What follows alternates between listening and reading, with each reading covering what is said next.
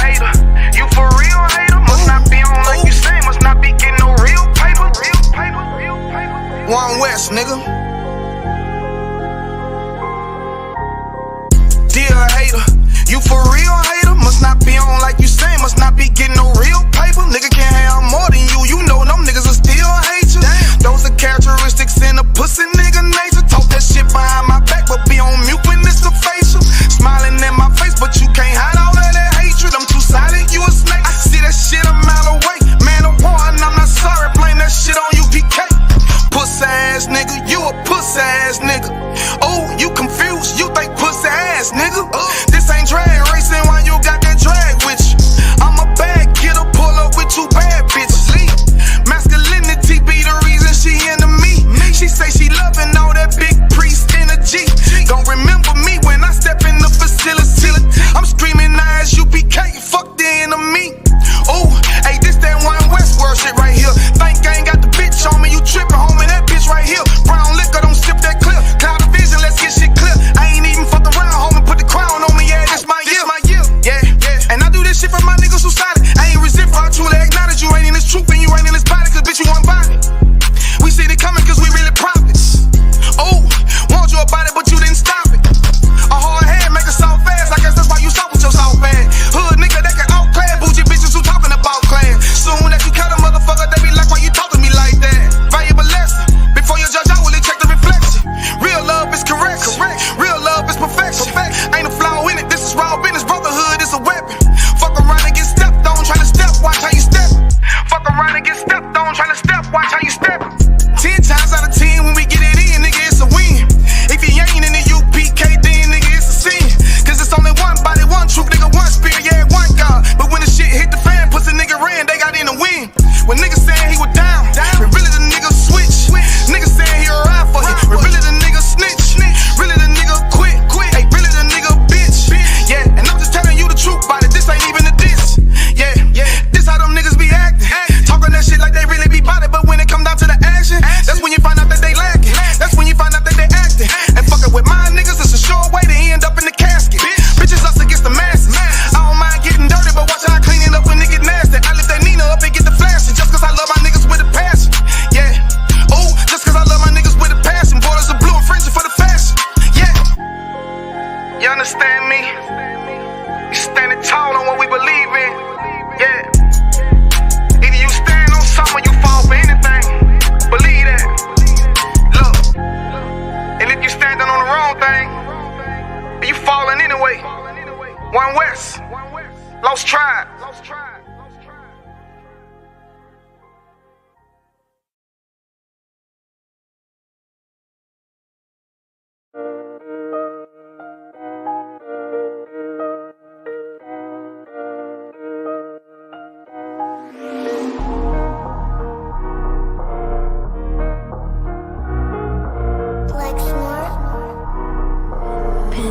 Kill the beat.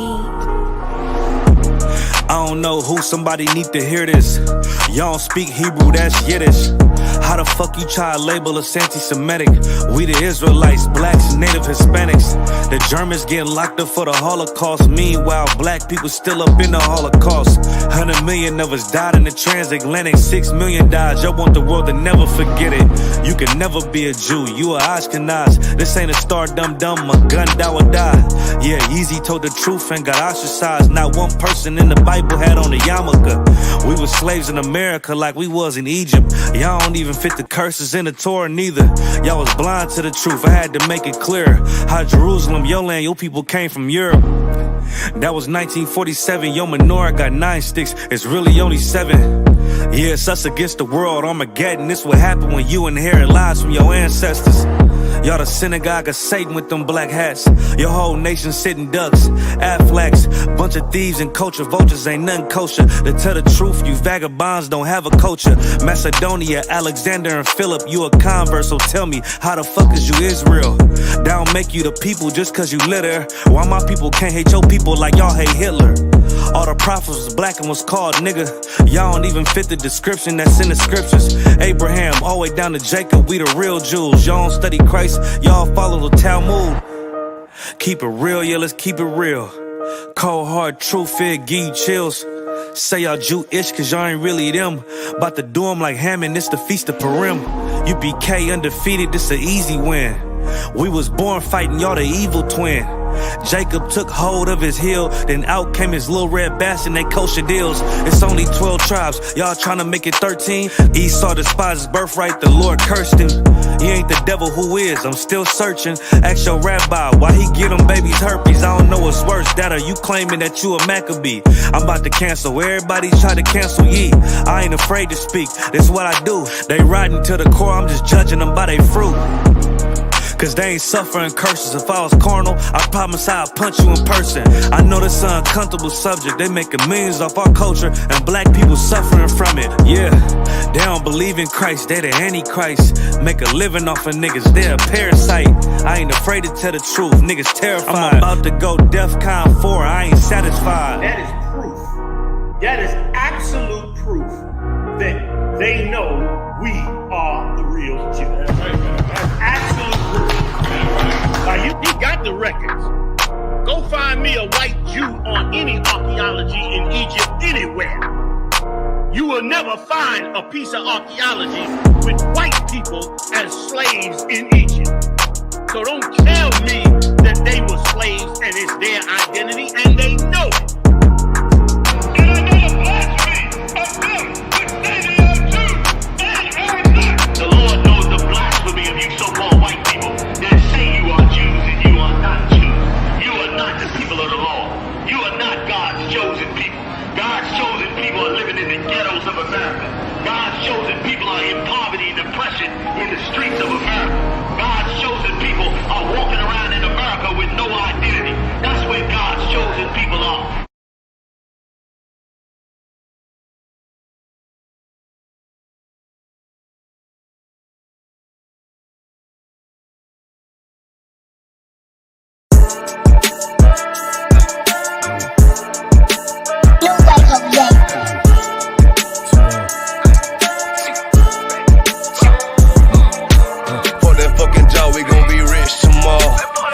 Fucking job, it ain't no more applying. Fuck that fucking job, boy, I'm sick and I'm tired. Fuck that fucking job, all that bitching and crying, and I'm saying fuck that fucking job, nigga. Hey, fuck that fucking job, bitch. Fuck that fucking job, we gon' be rich tomorrow. Fuck that fucking job, it ain't no more applying. Fuck that fucking job, bitch, I done had enough. Fuck that fucking job, I'm watching everybody work. Fuck that fucking job, that little pay by the hour. Yeah, fuck that fucking job, my back hurting and I'm hungry. Yeah, fuck that fucking job, nigga, on soul. Yeah, caught between the two, get this money, go home. Yeah, all these people so, now these bitches, they messy. First day I came in, I bossed up on the bosses. And they promise nigga this, promise nigga that. Want my ass to work, then bring that paper back. Sean, where you been? I been taking the shit. Knowing damn well that I don't fucking sleep. Fuck that fucking job, we gon' be rich tomorrow. Fuck that fucking job, it ain't no more applying. Fuck that fucking job, boy, I'm sick and I'm tired. Fuck that fucking job, all that bitching and crying, and I'm saying fuck that fucking job, nigga. Hey, fuck that fucking job, bitch. Fuck that fucking job, we gon' be rich tomorrow. Fuck that fucking job, it ain't no more applying. Fuck that fucking job, me and bro, we just posted. Look him in the eye, shake my head disappointed. We gotta visualize, summarize, execute. All these people dropping like fly, why the fuck we still here? Man, fuck that fucking job, when I pull up I hate it. Yeah, fuck that fucking job, that's on all of their faces. Fuck that fucking job, man, I'm already lit. Man, I hear one thing, boy, you bound to get hit. Man, the bills cross a nigga's brain. Damn, that's how you keep a nigga damn a slave. Damn, money supposed to be a tool. Damn, for a purpose, what's your purpose for? Fuck that fucking job, we gon' be rich tomorrow. Fuck that fucking job, it ain't no more applying. Fuck that fucking job, boy, I'm sick and I'm tired. Fuck that fucking job, all that bitching and crying, and I'm saying fuck that fucking job, nigga. Hey, fuck that fucking job, bitch. Fuck that fucking job, we gon' be rich tomorrow. Fuck that fucking job, it ain't no more applying. You know what I'm talking about? I'm sick of that shit, I know you sick of it too, man. Money supposed to be a tool, but what's your purpose though? It's supposed to benefit a purpose. Shout out Boom Man now.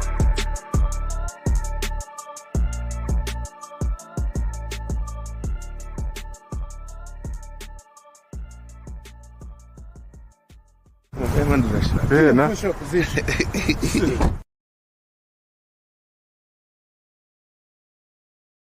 All right, Shalom Israel, Yahweh Bashim Yahshabrak Thumb, to all the brothers, Yahweh Shemal Thumb Bashim Yahshab to sisters. Hey, Shalom, Maki Yotawa. Sir, Yahweh Shem Shem. To observe. I'm sorry, Christ. Yes, brother. All right. Yeah, but all right, we're the ISUPK side at 1 West 121st Street, Harlem, New York, the commanding general YAHANNA. You know what I'm saying? The ISUPK teach the Blacks, Hispanics, Native Indians, we are the biblical Israelites according to the Bible. All right. I'm just holding the scripture breakdown class until Captain Karathya gets here. He'll be here shortly.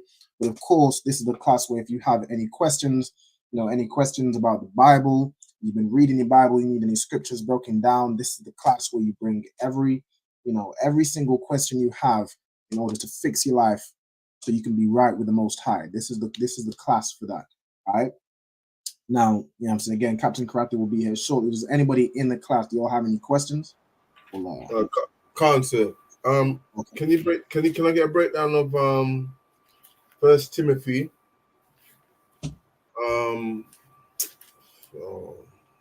So like 1 Timothy.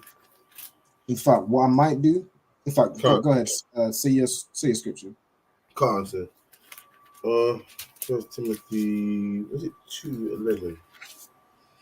Let the woman learn in silence with all subjection. But I suffer not a woman to teach nor usurp authority over the man, but to be in silence. Does that mean just that she's not supposed to talk, or can you break it down for me, other one, if you could, sir? Khan, so 1 Timothy 2 and verse 11. So read 11 one more time. Khan, let the woman learn Let the woman learn in silence with all subjection. Right. So it says, let the woman learn in silence. Right. Now, what does it mean to learn in silence? Could you break that down for me? Can't, sir. Does it mean not to, interrupt a man when they're in mid-speech, or does it mean you cannot, you should learn and not try to teach? Like, listen to the teacher and don't try to teach. Is that what it means? Yes, you have it. So right, to learn in silence means you come here to learn. You don't come here to combat. You don't come here to overtalk the brother that you claim you're trying to learn from. Right? If you ask a question, ask it to hear the answer. Don't ask it to have some rebuttal or something you're trying to, if you ask a question, this is brothers and sisters. If you come to the class and ask a question, you're either asking it to receive an answer, or you're asking it to, just start some contention or some strife. It says sisters learn in silence, meaning if you ask a question, ask it to hear the answer. Because, sisters are particularly emotional where they, you could say something a certain way and they, triggered 5 ways and ready to cuss you out, cuss your mom, your grandma, this, that, and the third. Sisters is to learn in silence, right? In all subjection, meaning, you're not trying to, again, overtalk or trying to interrupt or say what you think or what you believe the thing is. You ask the question to receive the answer. That is how sisters are to learn. Okay, read on. But I suffer not a woman to teach. But I suffer not a woman to teach. The word suffer means I don't allow. You don't allow a woman to teach. A woman is not supposed to teach. She comes to the school, she comes to brothers, priests, and prophets. She's not to try and teach brothers anything. Now, a woman can maybe teach her children, teach her children the Bible, can teach other sisters things, things to do with the Bible, or, kind of light things, or just general advice on how to deal with certain situations. A sister can do that and give advice. But in terms of teaching the Bible, especially over brothers, she isn't to do that. Right? Right.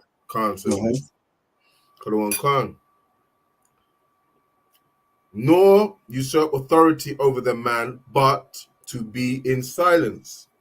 Right. Again, so that's kind of similar on verse 11, right? Nor to usurp authority over the man, but to be in silence. So you're not supposed to try and overtalk the brother, interrupting him every 5 seconds to get your piece in. Right. You're not supposed to usurp authority over the man, but to be in silence. Slacking. Can't, sir. Don't want to say that was heavy. Thank you. I appreciate it. No sweat. Slacking. Officer Tuzapwan, you wanna take the class, sir? Because you're already in the swing of things, you know what I mean? So just continue. Okay. All right, no sweat. Yeah, much Khan, so to be in silence. And again, to be in silence doesn't mean, you can't speak, you can't utter a single sound, you can't ask a question. That's, you don't learn if you don't ask questions. You can ask questions, but you're not supposed to be loud, or you're not supposed to be obnoxious and just interrupting every 2 seconds. Right? Like our sisters do. You ever been in an argument with a sister? Good night. Good night. Yeah. She does not, she's not in silence. I can tell you that much. That's how you're not supposed to be like that in the school. You're not supposed to be like that with your husband. That's right. Especially not in the school. Right. Now, that was heavy. That was heavy. I appreciate it. Does anybody else have a question? I've got a question.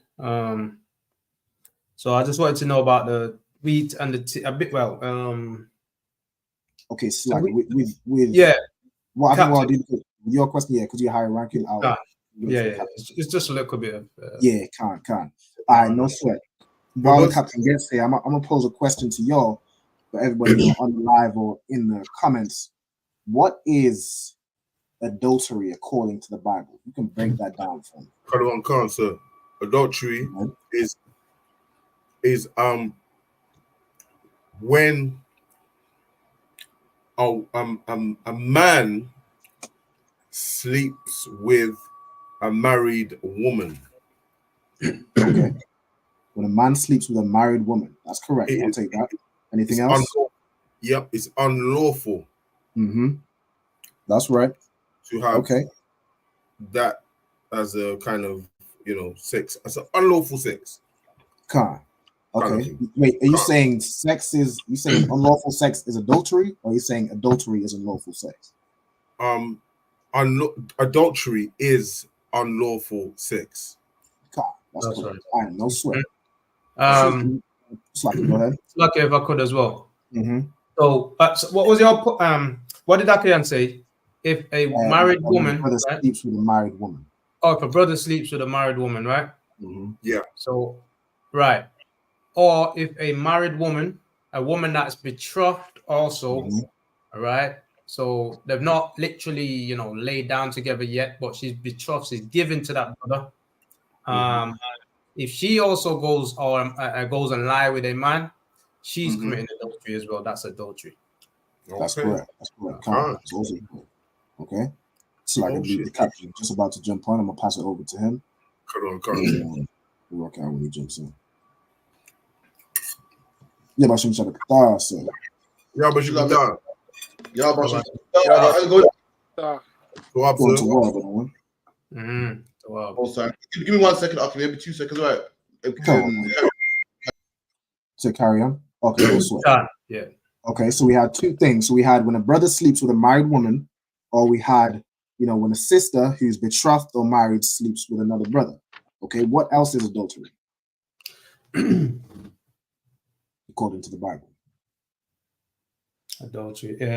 Also, the spiritual fornication or adultery is when we as a nation join onto another nation. So, if you're Black, Hispanic, and Native Indians, in Native Indian, you go and worship another god or another religion, we're committing adultery against the Most High, because we meant to be joined to the Lord and not joined to another nation and their idols. Most High Christ. Okay, we got spiritual adultery. Okay, on the physical, there's one more thing that is adultery according to the Bible. Let's see if anyone can get it. Anybody in the comments? Go ahead. Is it? So, like you said, is it? Even if you look at a married woman with lustful eyes, you've committed adultery. Is that the one? We'll put that in line with the first one. All right, then. We'll put that in line with the first one. So the desire to sleep with your brother's wife or actually sleeping with her is adultery. We have sister sleeping with another brother while she's betrothed or while she's married is adultery. Okay, there's one last thing. Let's see if anyone can get it.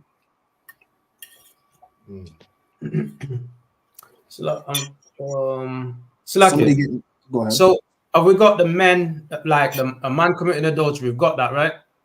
Mm-hmm. And then we also got it's a woman, and we also got the woman committing adultery. Mm-hmm. They're both, yeah, got them Yeah. both, right. So then, adultery. No sweat. Somebody give me Matthew chapter 5 and verse 32. Unless you have it. I didn't have it now. I'm trying to figure it out. I'm gonna give me Matthew 5 and verse 32, and then somebody else get me Mark 10 and verse 12. Matthew chapter 5, verse. Go ahead. What you say? Verse what? Chapter 5 and verse 32.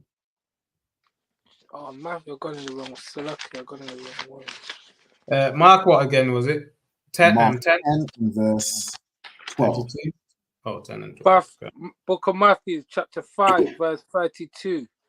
Mm-hmm. But if I say unto you that whosoever shall put away his wife, We done? saving for the course of fornication, causeth her to commit adultery, and whosoever shall marry her that is divorced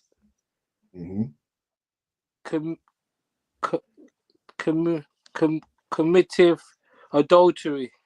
Okay. Most High Christ. All right. The water. So we also, the sister got it here. So it's like you to put away your wife and take another she said Mark 10, which is what we're just about to read. We read that in Matthew's 5 and 32. So whoever shall put away his wife, saving for the cause of fornication, meaning, and unless this woman goes out and commits adultery against you, you cannot put that sister away, right? If you do so, you cause her to commit adultery, and that is also you committing adultery. We're going to get that in Mark chapter 10 and verse 11, okay? And whosoever shall marry her divorced also committeth adultery. That goes into the first one, because really there's no divorce according to the Bible. So that brother who takes the woman that's now quote unquote divorced, is committing adultery, is sleeping with another brother's wife, another brother's woman, right? Who has Mark 10 and verse 12? I've got it. Okay. Yeah, if you want to read it, Akayan? Up to you, sir. I don't mind. Go ahead. Mark 10 verse 12. If a woman shall put away her husband. Slacky, give me verse 11. Oh, Slacky, sir. Mark 10 verse 11. And he saith unto them, whosoever shall put away his wife and marry another committeth adultery against her. So whosoever shall put away his wife and marry another, and that's what goes on in that Christian church. Christian church, brothers, is putting away their wife because they believe in monogamy. They believe in monogamy where you can only have one wife at a time. You can only be married, to one woman at a time, and they believe marriage is some piece of paper. So they have this piece of paper with one woman, but they see this next woman and God, good night. She bad. If I'm go ahead. So like you, sir. If I may. So if you had if you had two wives, is this committing adultery? If you stop having sex with one wife for whatever reason, and you go and get another woman, but you're still with her, when you go and get another woman and marry her, have sex with her and not her, that's adultery, isn't it?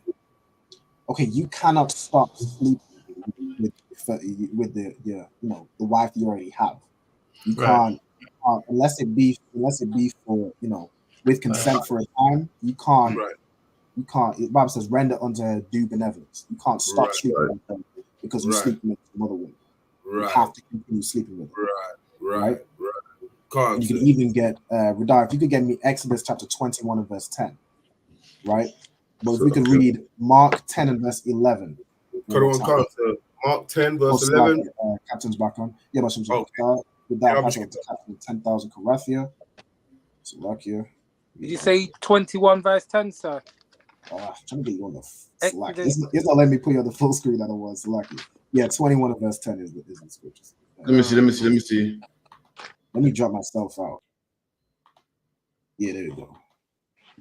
No, swear. Where are we reading from? We're just reading Mark 10 and verse 11. Shalom, Akim, Yahweh, Shem Shabbatah. We got in here, we got Officer Tazapa 1, Officer Alban, Officer Hakim Korab, Trooper Radaya Allah, Shalom, Dwada. That's right. Sorry for my lateness, Salakia, a bit of technical issues. Yeah, where are we reading from? I was just reading Mark 10 and verse 11. So I was breaking down the different ways of adultery. So we have, brothers slacks. Yeah, okay, give me that. Give me Mark 10 and 11, Babu Kashar. Mark 10, verse 11. And he saith unto them, whosoever put away his wife and marry another committeth adultery against her.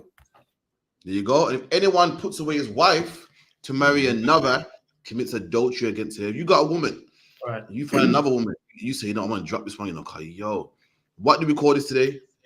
What do we call it today when you have a wife and you get rid of her for another one? Anyone know what it's called? Salakia, is that divorce? Yes, it's called monogamy. Monogamy. Monogamy. You can only have one wife at a time. Right. You hear that, ladies? Christ is talking against your monogamy, man. That's right. I want one man. Christ talking about your monogamy right here, man. One man at a time. Talking against your Christian pastor, your Christian church, your Catholicism, your Protestants. They teach monogamy. They teach you can have another wife, but you gotta drop this one first. Right. You can divorce. You made a mistake. That's fine, man. You can marry someone else, but you gotta drop this one first. Christ is teaching against that, man. Christ calls that adultery, man. Come on. Any woman talking, you meet a woman. What's that famous scene, man, in the movies? You find yourself a new woman, man. One that listens, one that's nice. What say? You gotta divorce the other one first. You gotta get rid of that one first. Christ is teaching against that, man. That's right.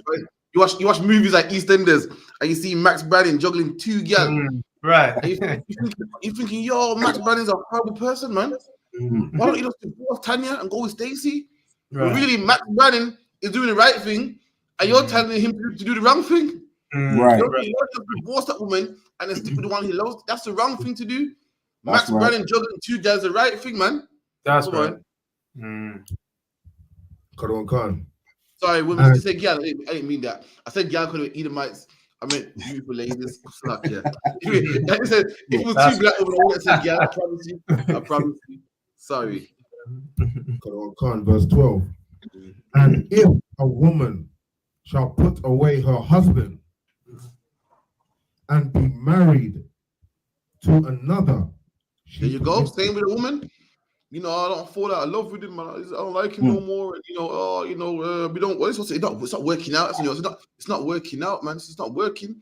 And if a woman does that to find another woman, she commits adultery too, man. She's adultery. According to the Bible, we don't do it today. But the original punishment for adultery was death, man. That's right. That was a punishment for adultery. Today, adultery is, it's smiled and everyone thinks it's a good thing. And yeah, man, you're not happy. Just go be happy, man. Go be happy. God wants you to be happy, man. And they make out like, you weren't happy with this one, so go get another one. But adultery is just a cop out, man. It's a cop out, man. Anyone talking about, I'm not happy, so I went to find happiness. Listen, man, there's no one on the face of the earth happy, man. Right. Nobody happy. So if you're looking for happiness, like, yo, I left this woman to find another woman, that woman's going to piss you off just like how the other woman pissed you off, man. You know why? You want to know why? All right, let me tell you something here. You got a woman, yeah, and she's annoying, and she talks too much, and she makes silly mistakes with the credit card, and she argues and gets angry, and you leave her and find another woman. Why are you stupid? Say that again. Why what? Why are you stupid? Why are you stupid thinking that I'm gonna find a woman that don't do what she does? Right. Come on. You're gonna run up into the same problem with another woman, dog. Yeah, exactly. Because all women talk too much. All women are annoying. All women make dumb decisions. So your woman say how my last man cheated, I'm leaving. I'm gonna get me a man that don't cheat. Sorry for you. Because all men cheat, man. Sorry. Sorry, not men cheat, man. It's like me having a baby and then say, I don't want this baby. I'm gonna get another one. I'm gonna get a baby that cries. I'm gonna get a baby that cries. That don't make much noise. That sleeps at nighttime. You can be a fool because all babies cry. All babies make noise. All babies stay awake at nighttime. You're a fool, man. Women are women. They call women for a reason. They come under a certain category. There's things that women just do. There's things that men just do. Right. You're talking about, I'm gonna get a man that don't do this. Good luck, man. There's someone out there that don't want more than one wife. They do exist. And I hope you find them, man. I hope you find them, man. When you're 10 baby fathers in, you ran for it. I hope you find them, man. Looking for happiness. Good luck, man. Men come under a category, man. And listen, society even knows that. Society will say, okay, cool. Women come to the club free before 10 because they know if women are free, men are going to chase women. They know that, man. Even the white man knows that men love women, man. So good luck finding a man that don't, man. Black man, good luck finding a woman that don't talk as much. Good luck finding a woman that makes smart decisions and don't spend on the credit card, man. Good luck, man. It's your job to fix the problem, not run from it.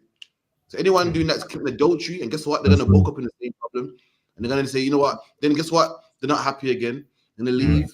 They're not happy again. And the selfish too, man. Where in the Bible did it say that God wants you to be happy, man? So someone show me that scripture. Someone show me that, man. In the Bible it said God wants you to do the right thing, man. Who cares what if you're happy or not, man? If you're a woman out there, you have a baby, you ain't happy. You're breastfeeding, man. You got this baby with tough gums on your nipples, man, making your nipples sore. You ain't happy. You're up all night, man, with no sleep. You ain't happy. You're shaking a bottle of hushing a baby for hours, man. You ain't happy. But you're doing the right thing, man. Who told you lies about being happy, man? You got it twisted, man. No one said that, life's supposed to be happy and, oh, God, I'm not happy no more. You're not supposed to be happy, man. You're supposed to do the right thing. You got a man and you go through hard times. You got to tough it up, man. You got to go get counsel, man. Fix the problem, man. But running away to be happy, you're a fool, man. You're chasing happiness, man. You're like a drug, you're like a junkie, man. Chasing the next addiction, chasing the next high, and can't find it no more, man. You're a clown, man. Come on. That's right. That was it on that one too. No, swear. Where else are we going with Alban Salakia? And I was just breaking down that, monogamy, according to the Christian church, monogamy, what they practice in the Christian church is adultery. I was just breaking that down. Yeah, man. Absolutely adultery. Say a woman can leave her husband as long as she's happy. And people here that happy wouldn't say, yeah, but I want to be happy. I'm never happy. This is not about being happy, man. What will make a crackhead happy to smoke crack, man? Right. What will make a child molester happy to molest children, man? Who cares what makes you happy, man? It's about doing the right thing. It's not about your happiness. And your whole family has to suffer because you want to be happy, man. You want to be happy. Everyone got to suffer because you want to be happy. The child's confused now, man. Family broke into pieces. Dad sees him on the weekend. You got the next man in his life, out his life, in his life, out his life. Ends up going to jail, man. And you're to blame for that because why you wanted to be happy, man. Think about somebody else, man, before you think about yourself, man. All you care about is you and what rod you can get, what vagina you can get, and what makes you happy. Meanwhile, all these kids behind you are suffering, man. These kids that had a dad in the house don't have a dad in the house no more, confused, man. They go for seeing dad in the house every day. Now they don't see him no more. Now this next brother in the house. Now you're pushing a stroller. This picnic looks like him. Then this man leaves you, and this man boxes you down. He's confused, man. And he ends up in the system, going for what we all went through. Why? Because mommy had to be happy, man. Right. Daddy just had to be happy, man. It's not about you, man. You bring a child into this. It's not about you. The U.P.K. about you. The amount of things I could do or I would like to do, I can't, man. Because brothers believe in me, man. Brothers like trust in me, man. The things that I would do that break brothers' hearts, man, is to find out I was doing it, man. And therefore I can't do it, man. That's right. That's what it is when you're part of a nation. That's what it is when you're part of a family, man. It's not about you, man. Right. A man in the house would love to go to sleep and the sleepy days off, but he can't. He got to get up, man, because the family need him. And likewise, the family needs you. But hey, you just want to be happy, I guess. You just have to get flowers and lie under, a new man every week. And when that dies down, now you find a new man who gives you flowers, and the hype big again. It's all big and nice and nostalgic, and that dies down again. And meanwhile, you're just destroying everybody, man. Right. Go ahead. Any more on that? Is that it? Yeah. I believe that's it. If I could, I'd want. Come on. Could I get the book of Exodus 21 and verse 10 to 11 broken down? Exodus 21 and what? 21, 10 to 11. Yeah, can't.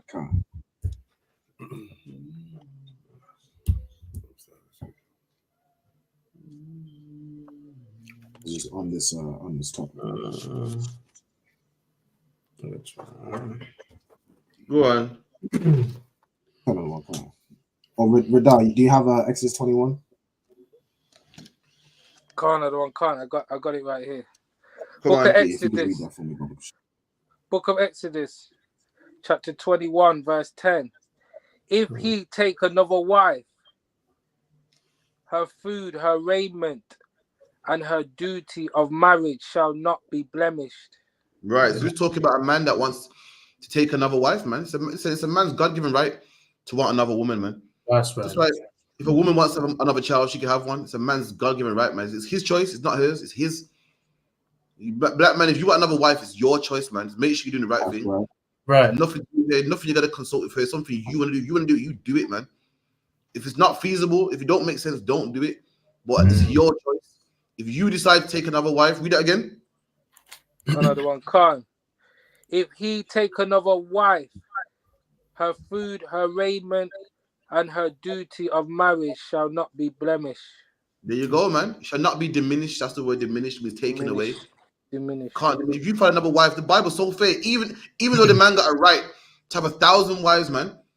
That's right. You can't. Mistreating women is nowhere in the Bible, man. We don't mistreat people here, man. Right. You know what I mean? That woman has a father, man. Her father's my brother, man. I'm gonna say, yeah, I'm married to Zapon's daughter. I'm saying, yeah, Zapon, you're good, man. Shalom, man. Yeah, man. Yeah, how you doing, man? Meanwhile, I got his daughter locked up in the closet, cooking, ironing, and I got this new young thing, man. I used to give her money, but I don't no more. I give her a new thing now because she's younger, man. She looks better. You can't treat people like that, man. Right. The Bible, you know, we respect our sisters here, man. Because we got multiple. For some reason, Akim, you're gonna find out this longer than UPK.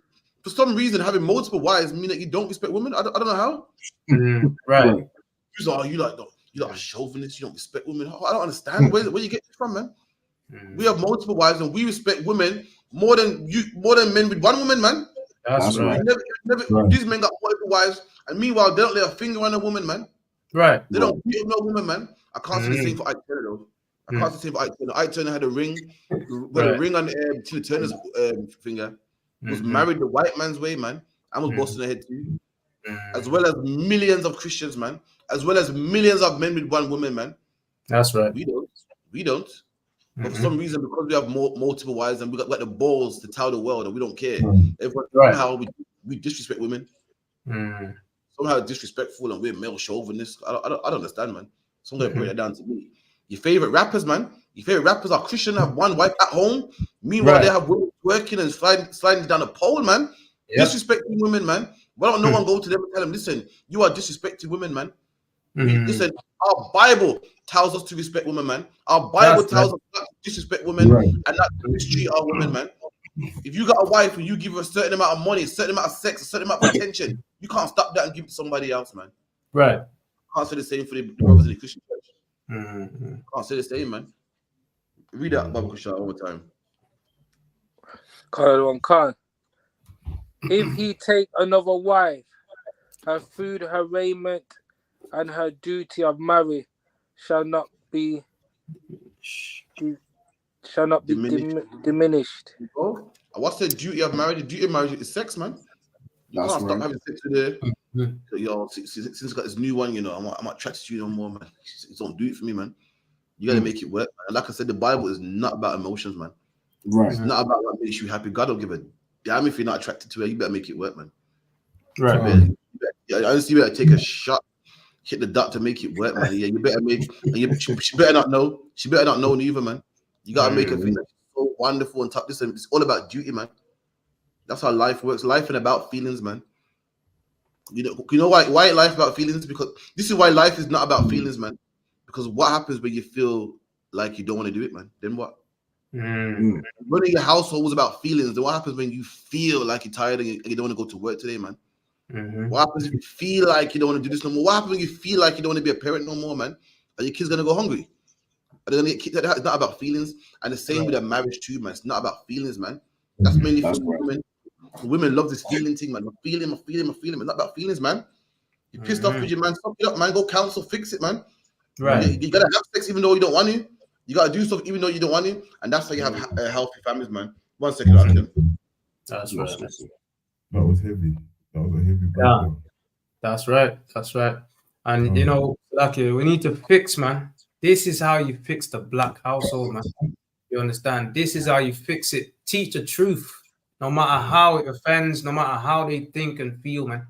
Because, like Captain says, man, you understand? It's not about our feelings. It's not about your feelings, man. It's about getting the job done, right? Doing what we need to do, man. We need to build back that black household, man. Yes. All right. So like you said, could I get a breakdown of Matthew 17, verse 20? 17, 20, yeah? Yeah, could I cancel? I also to that point for that as well, man. Absolutely, man. It's not about feelings, man. It's a duty, and that's how life works, man. You see workplaces that function and run well and been together and have been functioning for 20 years, and big corporations, they run by rules, man. They have a time that you must come into work, a way you must behave, a uniform you must wear, man. And that's how the shit functions. A man not come in and say, I don't want to wear this today. I'm not wearing it today. I don't want to do this today. I want to talk to people how I want to talk to people. It runs by strict rules, man. And look how it functions. And your marriage, your life, your friendship, your brotherhood, your fatherhood, your sisterhood. That's how it all runs, man, on rules. So like Cancel. Matthew 17, 20. So you start kind of muffled, you know. 17, 20. Can you hear me now? Kind of muffled. Where are you reading from? Matthew 17 and 20. He wants a breakdown, man. It's like If you could, you're more clear than he is. If you could read that, please. All right. Kano and Khan. Matthew 17 verse 20. And Yahushua said unto them, because of your unbelief, for verily I say unto you, if ye have faith as a grain of a mustard seed, ye shall say unto this mountain, remove hence to yonder place. Right. So I can you want to break down on it? If I may, I've just asked a situation if I could. So when it says Salaki, so when it says if you have the grain of a mustard seed, right, you can move mountains. Now in the scriptures, I understand mountains mean governments, right? All right. And the grain of a mustard seed is having the smallest part of faith. But how are we going to move governments? How are we going to do that? If I could get a breakdown on what that means, please, if I could. Okay, I'll break it down for you. In this context, the mountains ain't talking about governments. It's talking about big. It's talking about big matters. It's like big matters. So imagine me and you in the UPK, and you're saying, "Sir, I can't do this. I can't do that. I can't do that." And I go, "How can you? What the fuck, man? You're talking about you in the UPK. You got faith, and you're crying about this. How are we gonna take over the world, man? If you can't do this?" That's what Christ saying. Christ and his men. Nigga, you're crying about this. You can't move mountains. Read it. Go on. God, that's heavy. It's like you read it again, another one. Come on. Give me a verse. And Yahushua said unto them, verily, said unto them, because of your unbelief, for verily I say unto you, if ye have faith as a grain of a mustard seed. Stop there. So Christ said to him, Christ said, if you had faith of a mustard seed, if you had faith of a mustard seed, meaning what? What does that mean? If you had faith of a mustard seed. But I believe it means if you believe that you can deal with this matter, you can if you believe. If no, that's not the way. That's not the one. Okay. I said to you, a mustard seed is tiny. And Christ said, if you had that much faith, if you did, so if I said to you, listen, if you had £1, you could buy yourself a drink. What am I saying about you? If you just have your last £1 to buy a drink, you can drink what? Drink the drink. You can get it. Anyone want to help him out? Please help me out, please. It's like you're saying, in the scripture, it's saying you don't, you say if you had the faith of mustard seed, you don't even have that much faith. There you go. Christ is checking them. Oh. Christ saying, nigga, you ain't got no faith. Christ said, if you had faith, meaning you don't have it, man. Christ looking at this man like, look at you doubting yourself, man. You ain't got no faith, man. You even got a little bit. You ain't got as much of a mustard seed. That's a harsh checking from Jesus Christ, man. That's the king that we roll with. You ain't no Christian. Right. He went like, he checked you rough, loved you to bits, man, but would check niggas rough and hard, man. That's what you have a shy. Christ said, you ain't got no faith, man. If you had a little bit of faith, come on. You want to read it? Go on. Up to you. All right, I'll read it. All right. If ye had faith as a grain of a mustard seed, ye shall say unto this mountain, remove hence to yonder place. There you go, man. If you had faith, you could do big things, man. You could do big things. But the problem, you ain't got faith. And you see brothers coming to truth, young, you're mainly young, and they're worried about small stuff. You're thinking, come on, man. You don't really believe what you're teaching, man. You're in here, you're all black. What are we in it for? For looks. We in this shit take over the world, man. That's right. You can't do that, and I can't. So you mean tell me you can't do the speaking here, or you can't do a lecture here, or you can't fix this man's marriage, or you can't fix this person's friendship? But then, yeah, man, I.S.U.P.K. and the press to go in chains, we're gonna rule the world, man. Come on, man. You don't have that faith, man. Yeah. You can't think of a big man. Someone get me that one, man, where it goes, don't you know that the saints shall judge the world? So give me that one.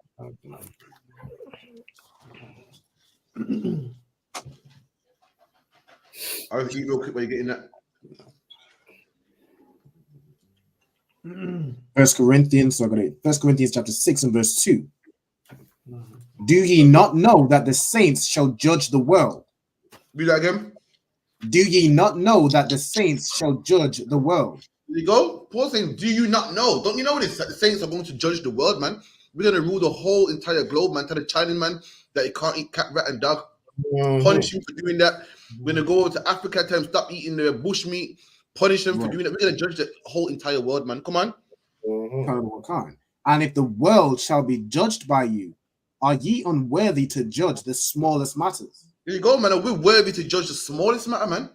The smallest matter, the world's going to be judged by us. We can do it, man. So what Paul's saying here is, Paul is basically saying, listen, if we're going to judge the world, then how is it we can't do small matters amongst ourselves, man? How is it we can't fix a man's marriage or fix a dispute between brothers if one day we're going to rule the world? And the same thing Christ is saying back in Matthew, man. How is he going to judge the whole world? And you talk about, we're going to rule the world, and you ain't got the faith of a mustard seed, man. You can't do the small things. Right, go back to what chapter was it in Matthew again, Baba Kishar? Matthew 17, verse 20, sir. 17 and 20. Right, okay, boom. Start from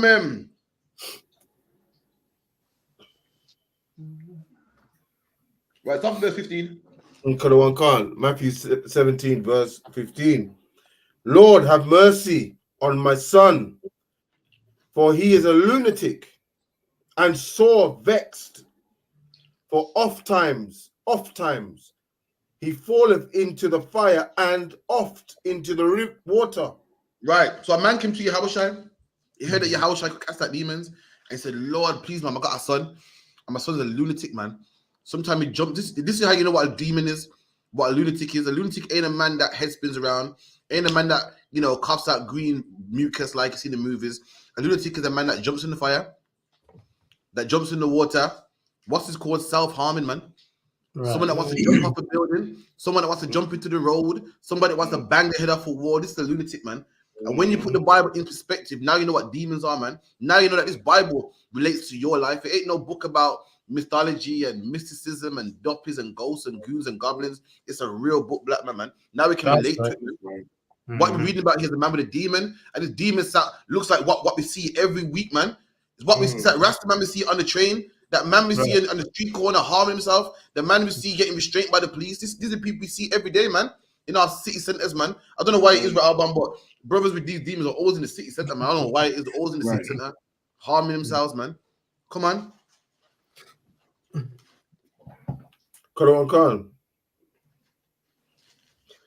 And I brought him to the disciples, and they could not cure him. Okay. And that's what the man did. The man heard about Yahushua, And he did the right thing. He went to Yahushua's men, the men of Yahushua, and these men couldn't cure him. They couldn't cast the spirit out of him, man. They couldn't fix his brother, man. We're going to find out why. Come on. Karawan Khan. Then Jesus answered and said, O faithless and perverse generation, how long shall I be with you? There you How go. long? Christ is checking his men, man. Checking his men, man. How long have I been with you? Like, meaning you man ain't learned yet. Checking them, man. I can't believe you brothers ain't learned yet, man. You know, what are you doing under me? Are you listening? Are you studying? What are you doing, man? Checking them. Come on. Karawan Khan, how long shall I suffer you? Bring heifer to me. And Jesus rebuked the devil, and he departed out of him. There you go. And Yahushua rebuked this man, rebuked him, man. And this how you know that getting spirits out of people ain't, you know, casting a spell, man. It's getting rebuked, man. You got a brother in the UPK with a problem, he gets checked for half an hour, man. So he won't do it again, man. What the hell you think you do, man? Jump into the water, man. You better fix it. What are you doing? Listen, man, report to me at a certain amount of time. Listen, you get checked long enough. Oh my gosh, this a demon leaves you, man. Wow, That's what demon leave you. That's what Yahushua did, rebuke this man, and the demon left him. It's like what's that to say? Go on. I think. Did you want to go first? No. Okay. Yeah. So basically, are you saying that once you get checked so hard that when that demon do come back again, you're gonna recognize it and say, "Nah, you know what? Nah, that's wrong. I got checked for that." That's wrong. When you read this account in another account, it lets you know how the demon left, and I think it said Christ rebuked him for what? For an hour. Imagine getting checked for an hour, man. You feel guilty and getting, you know, blazed on and so forth. There's different ways to cast out demons. Casting out a demon ain't, you know, casting a potion. The different ways. Some brothers gotta go in a strict regime. You know what I mean? Some brothers got the punishment, so shit, do that again. Yo, I don't want to feel this punishment again, man. Right. And that's how you cast the demons. Like going to rehab or, you know, fixing a problem. That's how it is. Casting out a demon ain't what the Christian church say. When you read in the Bible, when you read how Christ cast out demons, you find out Christ check them, man. Blasted on them, and the demons felt the man either felt guilty or changed his life or got corrected and so forth. So that's how you cast out demons in the truth and in the Bible as well. You feel me? Yeah, can't. Someone answer the question? Go on. Rebuke the devil. Come again? In the verse said he rebuked the devil. Like the demon. The demon inside the man. Go on.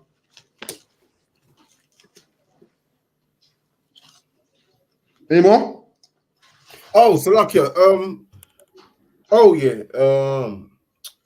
And the child was cured in that very hour. There you go, in the hour. So that could be what, 45 minutes, half an hour, 20 minutes. So let you know that to cast out a demon ain't, you know, boom, takes time, man. A lot of checking, a lot of working with, a lot of people, brothers got to check in, you see how brothers getting on. You know, it's not, you know, a flick of a magic wand. That same hour, it could be 45 minutes, 55, 59. Who knows? Come on. Then came the disciples to Jesus apart and said, why could not we cast him out? There you go. So the disciples come like, yo, Christ, listen, we did what you was doing, but it wasn't working, man. We was doing what you was doing, but it wasn't working. Why couldn't we cast him out, man? What's going on? We study under you, we watch you closely. Why wasn't it working? Come on. And Jesus said unto them, because of your unbelief. There you go, man. Because brothers didn't believe, man. No, check for me. It's like you being in the truth and you see Captain Mashot do stuff, and then you do it, and right, it's like you see Captain Mashot or Commander behind the speaker's corner, blazing, and then you try to do it and you get confounded. Or you don't study. You don't study. You ain't in the books. It's not gonna work. You can't cast that demons how he cast the demons because you ain't studied. You don't really believe, man. If you believed, you'd be studying. You'd be getting together, but you know, in your spare time, you know, you're on the internet, man. You're watching movies, and you're not doing what you're supposed to be doing, man. You don't really believe. You really believe, you'd be ready and equipped and ready because you know I got to defend this truth at any time, man. But you don't really believe that. That was the disciples. They had unbelief, man. The disciples. When you read down, you find out the disciples had demons on them, and they couldn't cast out these demons until they get it off themselves first, man. There was still stuff that they was holding onto in the world that they didn't let go yet. They had a lot of unbelief in them, and that's why they couldn't do it, man. Come on. Come. For verily I say unto you, if ye had faith as a grain of mustard seed, you shall say unto this mountain, remove hence to yonder place. There you go. He said, if you did believe, this is a problem. He has nothing. You could do greater stuff, man. You could do big matters. You could move mountains, man. You're talking about, I roll with Jesus Christ, man. We're gonna rule the world. We're gonna take over the Romans, man. But you still hold on to the world, man. You couldn't even cast out this little demon here. Nigga, you ain't got no faith, man. You couldn't even do this. Talking about I'm gonna rule the world, man. But meanwhile, the stuff that you hold on to that you couldn't let go, you ain't got no faith, man. And Christ had to check them. That's what he's talking about. Any more than that? If I may just, come on. If I may just say something, sir. So basically, reading the Bible, learning the understanding of it, breakdowns. If the disciples would have done that, are you saying that they would have been able to cast this demon out, sir? Absolutely. Have you heard that scripture where Christ said, this demon comes out about fasting and praying only? Right. Can't. Yeah, meaning that's what? Yeah. Meaning what? The disciples weren't fasting and praying. That has demons on them that they didn't fix yet. And that's why they was unable to get the spirit off this man. They had to get themselves clean first. They had to pray and fast to get themselves right first before they could get the demon off this man. Right. You feel me? So the stuff that they was doing, they wasn't all the way right yet. If they had faith now, they would have dropped them demons, fasted and prayed, and then guess what? They'll be unstoppable. They could move mountains, but they didn't have the faith of a mustard seed, man. They still hold on to certain things, and that's why they was unable to cast out the demon. But keep it in. And howbeit, this kind goeth not out but by prayer and fasting. There you go. You mean there's stuff on them that they need to pray about, they need to fast about before they could fix other brothers, man, and get demons of other brothers. You feel me? Describe. Let you know that these men, they didn't start off, being perfect. They worked towards perfection, man, and they got it. They achieved it, man. There was regular farmers and regular fishermen that Christ found on the street, roadmen, people that was cast away who no one cared about, niggas, so-called, that got their life together, man, and became righteous men of God, man. At this time, they weren't there yet, man. And that's why they couldn't cast out demons. It was in the truth. They believe what Christ said, but they weren't there. What's the proof that they weren't there yet? Give me another instance where it lets you know that the disciples were rolling with Christ. They believed in everything he said. They believed to take over the world, but there were small things that they couldn't do, which means that if you can't do the small things, you can't do the big things. What's another example? If anyone knows. It's an important one as well. It's not the one with the Peter chop off the ear, is it? It's not that one, is it? Nah. Of the Romans. Okay, calm.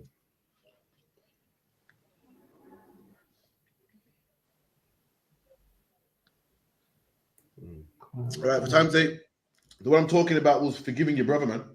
So like it, yeah, calm. The disciples couldn't forgive. When Christ said forgive 70 times 7, one of his disciples said, whoa! 70 times, I can't do that, man. Remember, these are men rolling with Christ, calling the oppressor the devil, talking about we're going to rule over the globe. I mean, but they couldn't even forgive, man. Didn't have faith, small as a mustard seed. Talking about we're going to rule the globe and we're going to put the Chinese in order, the Africans in order. Meanwhile, you can't forgive your brother, man. And Christ had to check them on it. This was an example showing that at this time, they weren't there yet. They didn't have it all there together, man, but they got there, man. They got there, man. That's why we're reading about these great men today.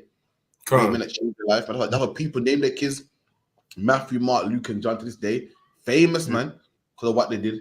Go on, sis. Right. With the disciples, they were with Christ. So it's like, why do they have faith? It's understandable that we don't see him.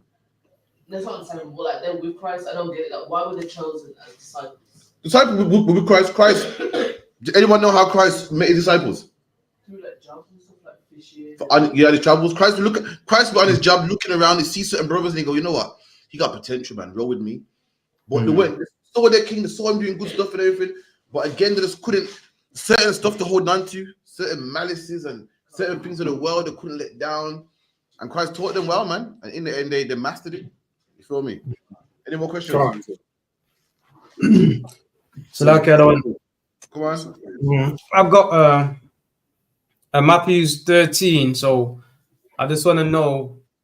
I just want a clarification on the tiers. So I want to know who the tiers are. Tiers. Yeah, you got the wheat and the tiers. Is the wheat tiers? The tiers is talking about the wheat and the tiers is not talking about white Neither. people amongst us. When Christ, all Christ's parables, every last one of Christ's parables, Christ never did a parable about the other nations. His parables were always about within Israel. It was always about the injustice within Israel. The seed sower is about what? Brothers leaving the truth amongst Israel. The parables about the rich of Israel treating the poor. Christ's mission, Christ didn't go to the Romans, didn't prophesy to the Romans, didn't really go to them. His whole mission was coming to Israel and fixing Israel and going to the leaders. So you got fake Israelites saying, "Oh, the tears talking about white people and Chinese amongst us." It's not, man. Christ's parables is always talking about Israel. It's always giving examples about things happening in Israel. And the wheat and the tares is brothers in the truth, trying to learn about God and so forth. Then there's wicked people amongst us in the truth too, man. That ain't really about the truth and sinning and trying to get brothers to come out the truth, man. And Christ said, you know what? Just leave it. Just let them both grow, and then we'll find out who's real and who ain't, man. You don't try to pluck them out and do it yourself. Let them both grow. Like tares, a tare and a wheat look exactly the same, but you know the difference when they grow. When they grow, you can see the wheat, and you can see the weeds. You go, that's weeds, man. Root them up, man. And Christ said, don't bother. Just let them grow. Do you know in this truth, the brothers that come in this truth here, the brothers that came in the truth, that was FBI informants. Yeah, that later on said this is the truth, man. And now they're captains and officers, man. Really now, what if we was to root them out and say you can't come in here and get out, man? They wouldn't be the captain today. That's why Christ said let them both go, man. Don't go pull them out. Let them both go together, man. So, well, read that parable for me, Baba Kashar. Hold your question. I understand it. I just wanted to make sure I was on the right when I say the Israel. You know what I mean? That's all. Yeah. Well, read that for Baba Kashar. But you want me to? I read from 24. I read from 24. Matthew chapter 13 and 24. Another parable put he forth unto them, saying, the kingdom of heaven is likened unto a man which sowed good seed in his field. There you go. So this is the kingdom of heaven. The kingdom of heaven is what? Black rulership, man. Saying black rulership, how it's gonna come about? It's like this. It's like a man that got good seed in his field, man. Good. So what's good seed, man? Good seed is seed that you can plant and you can make a profit off it, man. Apples, bananas. That's good seed, man. Then bad seed is weeds, man. Things that you don't want. Things that got no purpose. Come on. Field. But while men slept. While men slept, man. While men slept, while men was, in the world and so forth, and asleep and Christianity. Come on. But while men slept, his enemy came and sowed tares amongst the wheat. There you go. The enemy came and sowed tares amongst the wheat, man. That's like Christianity. All the stuff in the world combined, the internet, all these ideologies, they come amongst the brothers in the truth, man.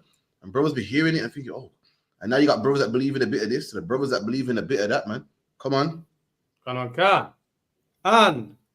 And went his way. But when the blade was sprung up and brought forth fruit, then appeared the tares also. There you go. When the blade came up, blade is what? Ever heard the term a blade of grass? When the blade came up, you can see the good fruit, man. The apples, the brothers that's working and slaving and getting brothers in the truth and working hard. You see the good fruit, and you see the tares also, man. A brother that ate in the truth. You don't have to look at him and find him out and go in his house and check his drawers and see if you find an ashtray in his house. He will show himself, man. It's only a matter of time for he can't be around you brothers long enough without going for a cigarette, man. It's a matter of time before he shows himself. All you gotta do is wait, man. Wait, and the brothers they will leave, man, or they will show themselves. Come on. So like you said, for me, go on.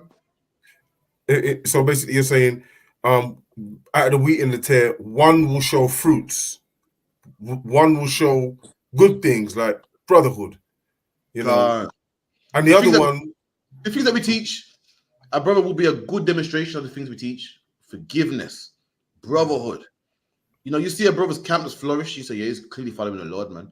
You look at his wife, you know the Bible goes, you know them by their fruits. Like you know an apple tree by the apples it produces, you go, that's an apple tree. You look at a brother's marriage and his wife and his kids, and you see his kids are well mannered and they ain't go in jail like some brothers' kids are going in jail. And you look and go, yeah, man. You just clean this brother's clearly in the truth, man. You feel me? cancer. God. So the servants of the household came and said unto him, Sir, didst not thou sow good seed in thy field? There you go. And the servant said, yo, didn't you sow good seed in your field? Servant said to the master, yo, sir, didn't we, sow good food in this field? In this field, we put good seed in here, man. So why is the weeds here? Why are the tares in here, man? Why is the brother teaching mad doctrines? Why is there a rape doctrine around here? Did we not put good seed, good fruit in this field? Come on.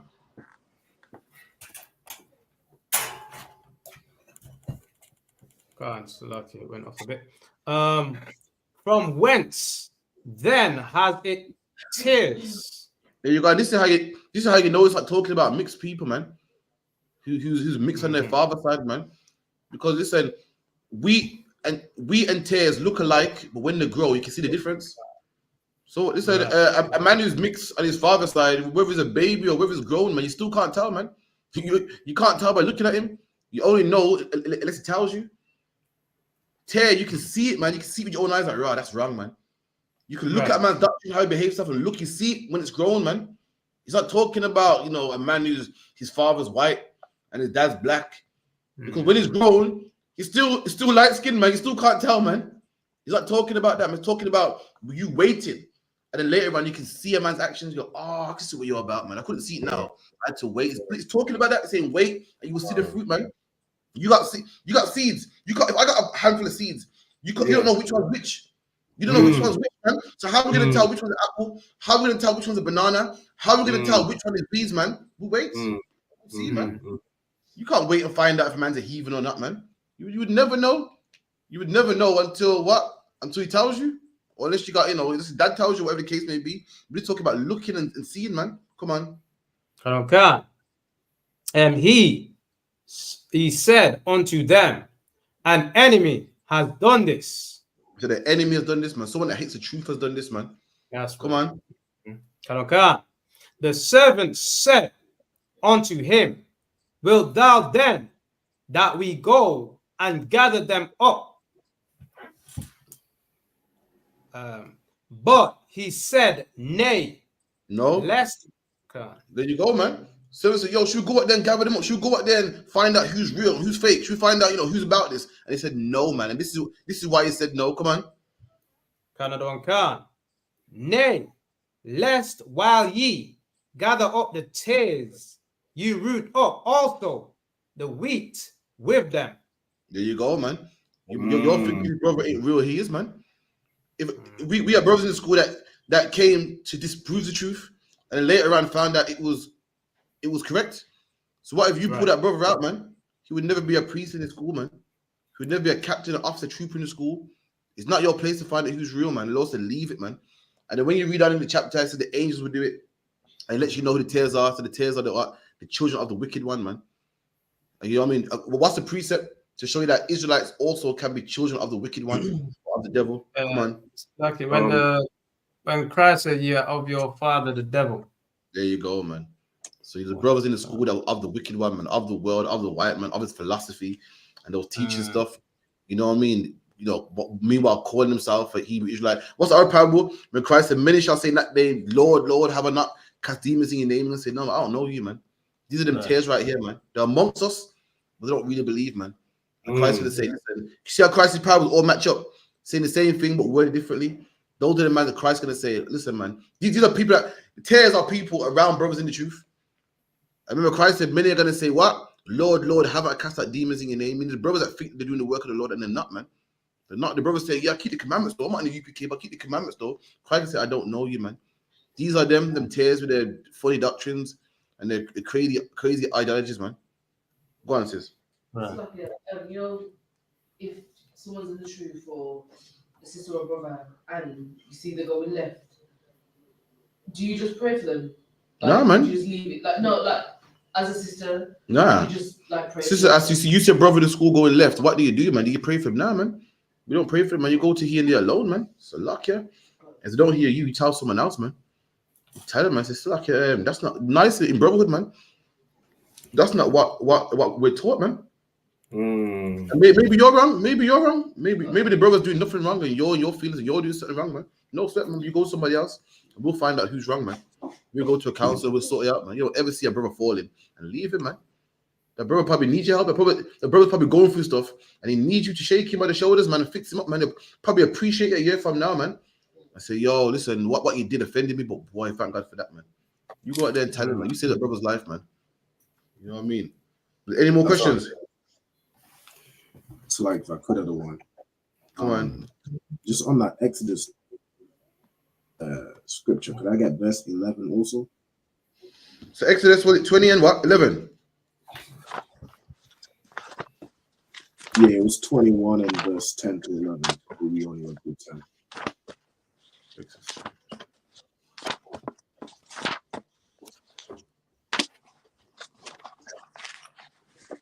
Go on. Okay. Book of Exodus chapter 21 and verse 11. And if he do not these three unto her, then shall she go out free without money. There you go. And this man didn't provide these three to her. At this time, he could divorce. You know what I mean? Why could we divorce at this time? Because Moses, he knew Moses. You know, someone get the scripture, man, where it goes, Moses suffered you to put away your wives, man. Moses allowed this because Moses didn't want everyone killing each other, man. Moses knew how wicked we are and we couldn't forgive. So Moses put something in the law where, you know what, just let them part, man. Because they don't part, we're going to kill each other. The man, the woman will kill each other, man.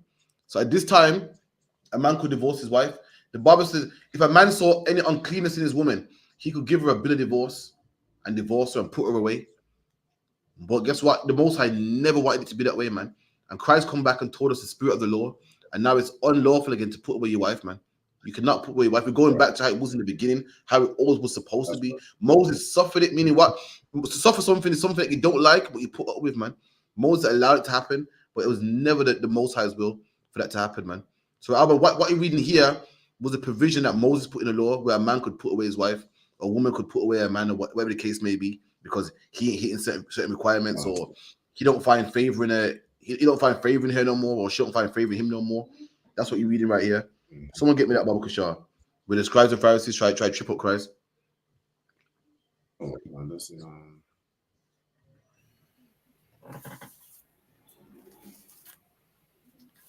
It was why then did Moses?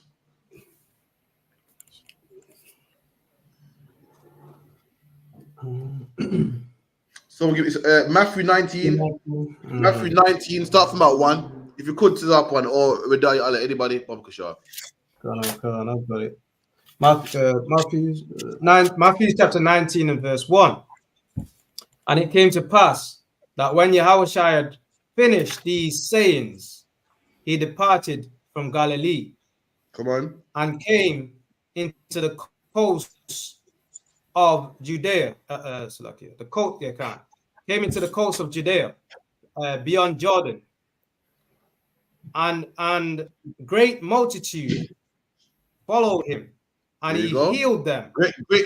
Great multitudes followed him. Meaning wherever Christ went, people went to hear. This is before TV, you know. Imagine now, if you like a man, you follow him on Instagram. You like a man's information, you follow him on Instagram or Twitter, or you subscribe and like, share, or you tune into his station, or you tune to the radio station. Back then, you literally had to follow a man. If you liked a man speak, you had to find out where he was and go see him. There's no newspaper, there's no magazine. If you liked a man speaking, you literally have to find out where he's going to be next and go see him. And great multitude of people follow Christ. Why? Because Christ had the answers, man. He had the answers, Sway. You feel me? And everyone wanted to know what he was saying. Everybody wanted his wisdom, and people literally followed Christ everywhere he went. Now, this is the problem. When people follow you to hear your knowledge, guess who else comes? The tears. Haters, man. Right. Haters, man. If you got a Facebook page, and it's a UPK Facebook page that's doing well, it's doing great, man, and the numbers are rolling in. Alba, you know what else comes, man? Scoffers, man. Yeah. You got a video doing 10,000. Everyone's loving it. Best believe in them comments, there's gonna be some guy talking nonsense in them comments too, man. Right. Guess what? If you ask for the comment, getting a Facebook page or Instagram page is wonderful. You get many thousands of views and thousands of likes and thousands of followers, but then you get the people complaining, trying to shut it down too, talking about this is inappropriate content. You get that too, man. You get both, man. It comes to both. And same with Christ. Christ had a great following him, and he had them haters too, man. And here they are. Come on. It's okay. Oh, right. So, okay, 1 second. Verse 3. Let me read it from the verse 3. Come All right. The Pharisees also came unto him, tempting him. There you And go. saying The Pharisees unto also came. So you had the multitude, and the Pharisees also. I mean, they came along too, and they came tempting him, not to learn, but to tempt him, man, to trap him in his speech, to be a nuisance, to bother him. They came tempting him also. Come on. Tempting him and saying unto him, is it lawful for a man to put away his wife for every cause? There you go. And they know Christ's teaching it's wrong to put away your wife, but then they also know Moses said you can. So now they want to show everyone how much Christ don't know the Bible. Just like, you man know this, man. You man be that camp, man. And the white man goes, yeah. What about John 3:16? You know it's not genuine. So the trap, so he wants to go. No. This is what he does. He goes. So God only loves black people. He's ready, you know. He's ready not to stop. He's ready. You're gonna say yes. I know you're gonna say yes because for half an hour I've been teaching, telling him how I've been hearing him teach, see how God loves black people. I'm gonna line him up so he says yes. Then I'm gonna hit him with John 3:16. Oh, is that true? Okay. So what about John 3:16? This man ain't genuine. This man ain't want to know. This man, the maker, like, yo, I'm amazed. This some new religion. You don't want to hear. They don't want to hear, man. Their goal is to shut you down. You see, they go live. They go live first. They go live. Let's shut you down. You get me. They got you in a bag, man. And they try to do the same to our king. They said, "Is it wrong for a man to put with his wife? Is it wrong?" Sounds not genuine. We're gonna find out that they ain't genuine, man. Come on. That's right. Can put with his wife for every cause. And he answered and said unto them, have ye not read that he which made them in the beginning made them male and female? Come on. And said unto them, for this cause shall a man leave father and mother, and shall cleave to his wife, and they twain shall be one flesh. Come on. Wherefore they are no more twain, but one flesh. Right. So they're asking Christ, so can a man put with his wife? And Christ said, listen, you read the Bible. The Bible says if a man has sex with a woman, they're no longer two flesh no more. They are one flesh. They're put together now. There's no more separate lives. It's one life now. Come on.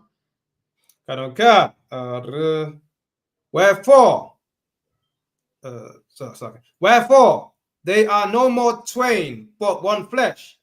What therefore God has joined together, let no man put asunder. So he's saying, listen, you read the Bible. The Bible says when man meets a wife, God put them together. So how can a man divorce his woman if God put them together, man? How can a man separate from a woman if God put them together? What God puts certain together, no man can part that. Read. Right. They said unto him, why did Moses then command to give a writing of divorce? They got him now. You see that there? They got him now. You know. They come with the question. So God loves black people only. Yes. So why in the Bible they say so? They got him now and say, oh yeah. So why did Moses command us to give a bill of divorcement? They got him there, man. Tempted him. Genuine question, man. Come on.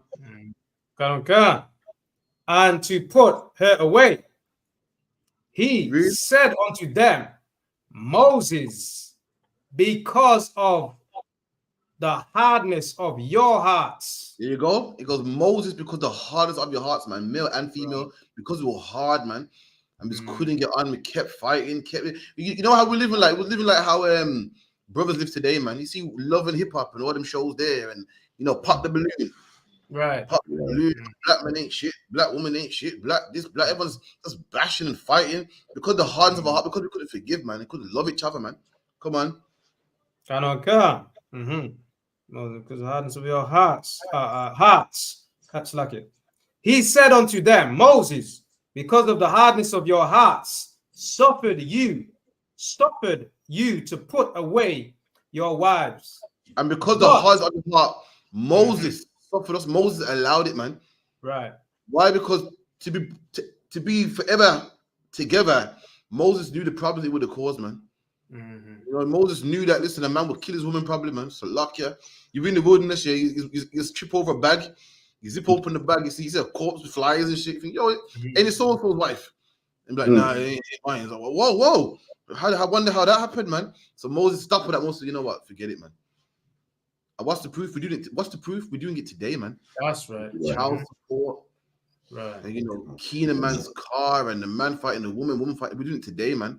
And to stop all that, Moses, you know what? It's best you just part, man. You can't get on. Just divide, man. Well, come on. I don't care. But from the beginning, it was not so. Right. But from the beginning, it was not so. Someone give me Malachi 2:16. Malachi 2:16, just to prove that from the beginning, it was not so. Christ knew the Bible better than they did, man. It was never so, man. I'm reading the Bible in the Old Testament. In the Old Testament, when it was lawful to put away your wife, let's see what God said about divorce. I'm just getting it. Malachi. Book of Malachi chapter 2. 2 and verse 16, sir. Book of Malachi chapter 2 and verse 16. For the Lord, the God of Israel, saith that he hateth putting away. Oh, in the Old Testament, the Lord said he hates divorce, man. Right. He hates to put away. In the Old Testament, when Moses said you can write a bill of divorce, the Lord hated it even then. It was never meant to be so. And this is the proof. The Lord hated to put it away even then. Even when you could put away your wife, it was never intended to be so, man. The Lord did not want it. The Lord hates when a man puts away his woman. He hates when a woman leaves a man. He hates the Christian church for making it okay for people to put away their husbands and wives, man. He hates it, man. That's right. The Lord hates putting away. So that answers your question, Alban. That's the reason why it says a woman could leave. Because at that time, Moses allowed us to put away our wives, even though the Lord didn't want it to, but just to make peace.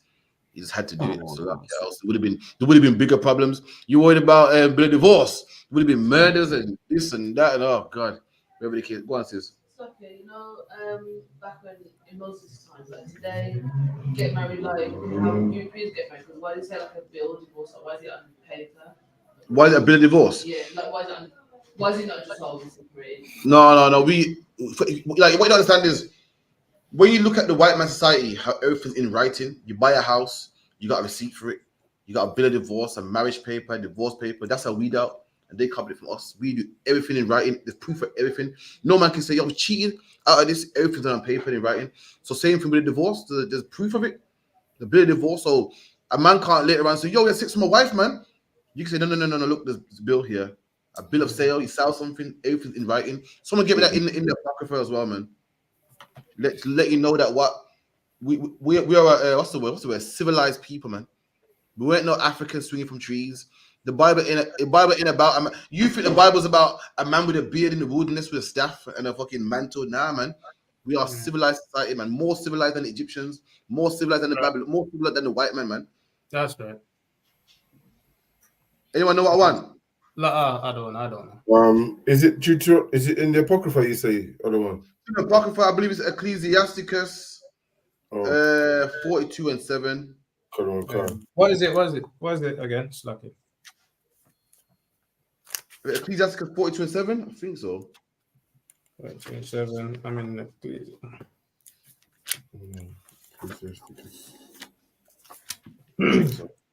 Ecclesiastes 42 and 7. Ecclesiasticus 42 and 7. Ecclesiasticus 42 and 7. Deliver all things in number and weight. Keep going. Okay. And put all in writing. There you go. Givest out. Yeah, read that again from the top. Ecclesiastes 42 and verse 7. Deliver all things in number and weight. Right. So this is how we roll in Israel. We deliver all things in numbers and weights. We don't say, you say, yo, I want to buy some rice. Yeah, here, a bit more. Yes, enough for a pound. Fuck no. Everything's in weight. It's £1 for 10 grams, £2 for 8 grams. Everything's in number, weight. Everything. It's not no, I go and take that, man. We do everything properly, man. Everything properly. That's how we roll, man. Other nations copied us. Other nations didn't have a hin and measurements and rulers and so forth. They got that from us. The white man got that from us. How we live. People look at England and America and wow, it's a wonderful society. They got it from us, man. This is how we traded. The Bible, all things we can trade in must be in number and weight, man. It's a gram for a pound of rice, man. A kilogram for a pound of rice, man. A gallon, a liter. That's what we do. That way a man ain't cheating you, man. A man ain't robbing you, man. And that's how we do out before the oppressor did. For anyone looking like the press is so wonderful or so great, he got that from us. When he was in caves, man, eating nits and hairy and crawling on his all fours. This is how we was dealing. It's in our laws. Our laws of all things must be dealt with in what number and weights, man. I can't sell him, man. Yo, stop and give me some rice. How much?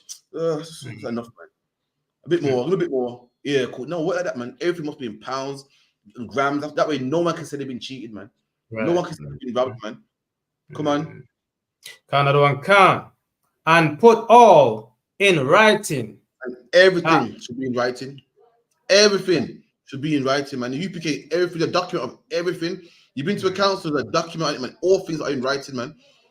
So if a man divorced his wife back then, it was in writing. So no man can turn around later on and say, oh, yeah, sex with my wife, man. There's no confusion where we come from, man. Everything's done properly, decently, and in order, man. You marry a woman, it's in writing. No man can say, yo, yeah, sex with one of my daughters, man.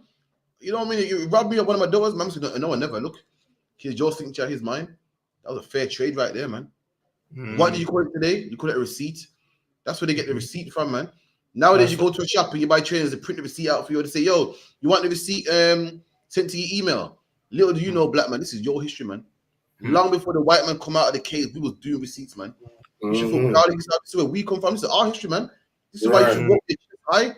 Walk with your chest high, man. This is your laws and your body. This is what all nations fighting and having skirmishes and disagreements. We didn't have that, man. Why we have receipts, man? We just go to the court, we go to the priest. The priest say, yo, you're wrong. That's a receipt. That's proof. He didn't cheat. That's proof. Meanwhile, nations are having fights and arguments and, plagues breaking out because they're eating cat, rat, and dog. And all the problems that they had, we didn't have. They was having COVID-19. We didn't have that. We don't eat bats, man. Right. They'll kill each other. Listen, we got receipts, man. Everything's done properly, man. We don't have no skirmishes between us, man. They had that uprising. The poor were uprising against the rich. We didn't have that, man. Because why we treat our poor good, man? Right. The poor got, they got the corners and so forth, man. Right. He was what?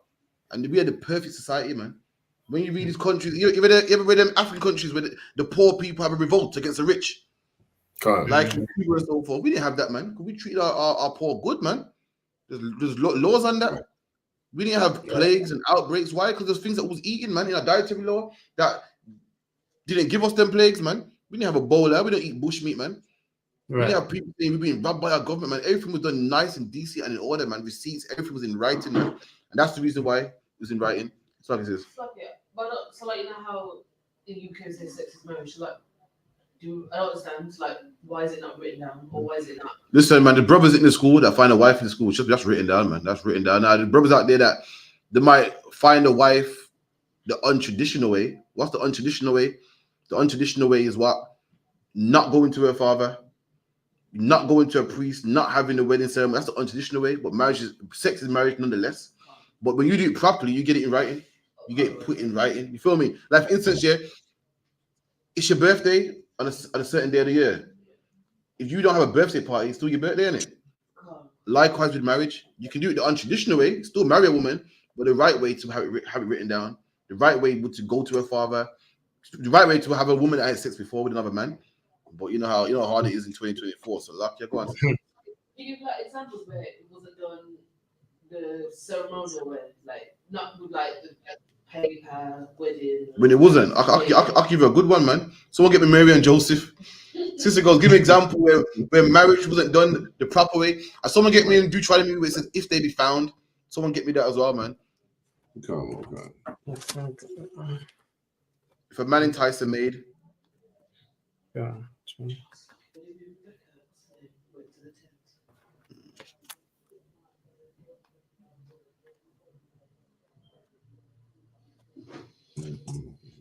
Give me if a man enticed a maid. Yeah, Okay. Exodus 22. 16. No, 1 second. Oh. 1 second. 1 second. 1 second. 1 second. Deuteronomy. 1 second. Boom.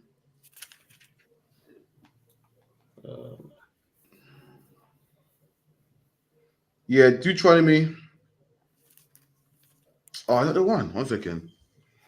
It's Exodus 22 and 22 and 16. 17. I think it's more that one. Yeah. Nah, man. We'll give me the other one. But it goes, if a man like. Oh, lie down. Okay. Lie with the slack is got it right here. So Yeah, not the betrothed damsel. Exodus.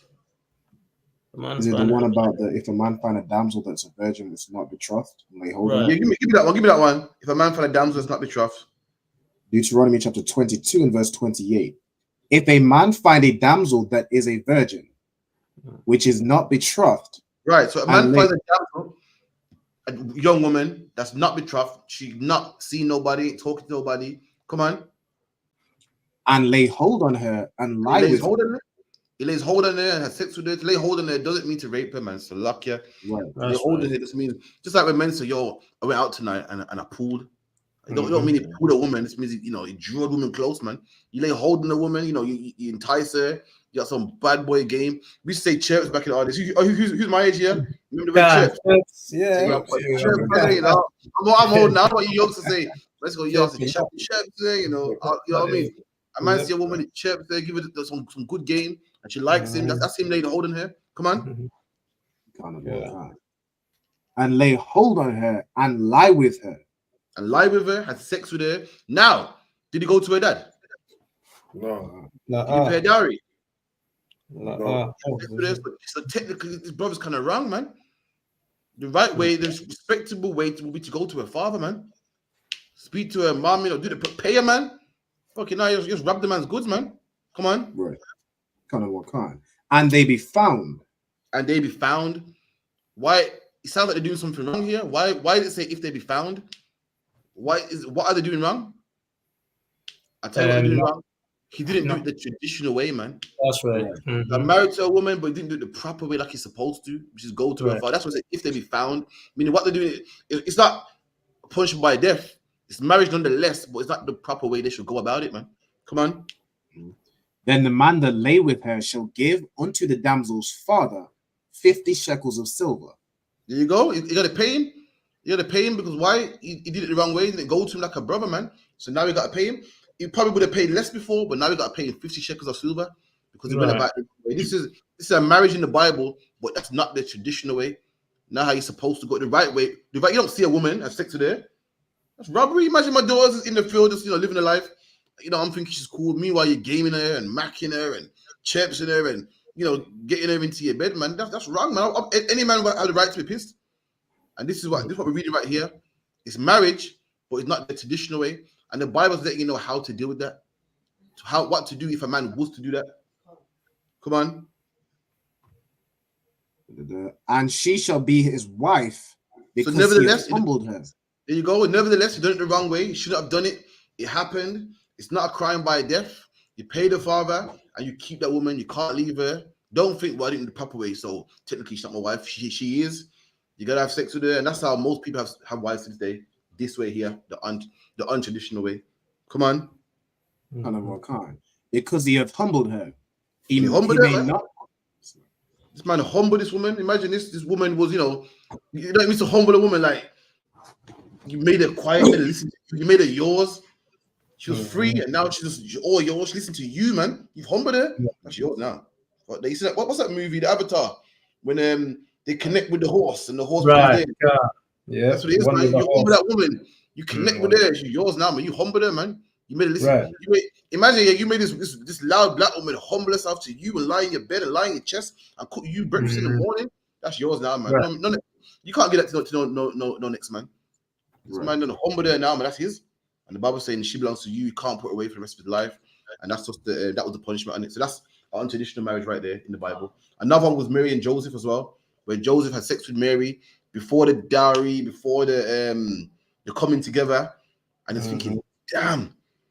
People gonna say, what kind of man is he, man? What kind of horny bastard is this, man? Shit, man. What have I done? Give me that one where it says, while he thought on these things, it's, and he thought to put away privilege. I think the word was. What is this? Did they have a traditional? Probably, yeah. But when we got set up as a nation, put our laws properly, things in writing, this was the way to do it. And if a man didn't do it, there was a consequence to pay. You had to pay more money, not put her away. Still married to her, but that the proper way would be have it in writing, go to the priest, do the whole thing properly. Anyone got it? 1 and 18, sir. So when are you troopers get Hakiano Radaya, they get it? What sorry? Slaki, what is it, sir? What book are you asking, sir? Slaki, what book was it, sir? Book of Matthew, chapter 1 and verse 18. Khan. Wait there, 1 second. Oh, cool, 1 second. Hold there, 2 seconds. Can't see.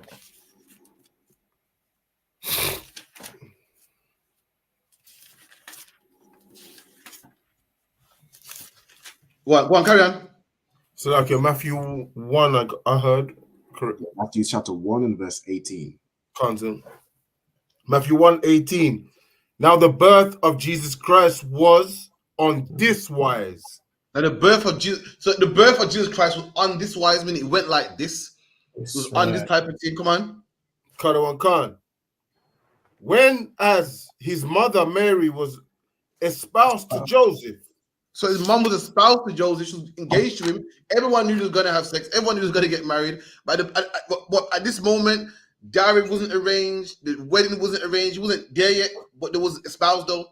Father goes, I like you. You know, you're a good man. You marry my daughter one day, man. But before that happened, come on. Before they came together. Before they what? Before they came together. Christians will say that before they came together, we're talking about before they had sex. No, man. Before the families came together, man. Before the wedding, before the ceremony, before they came together, read. Khan.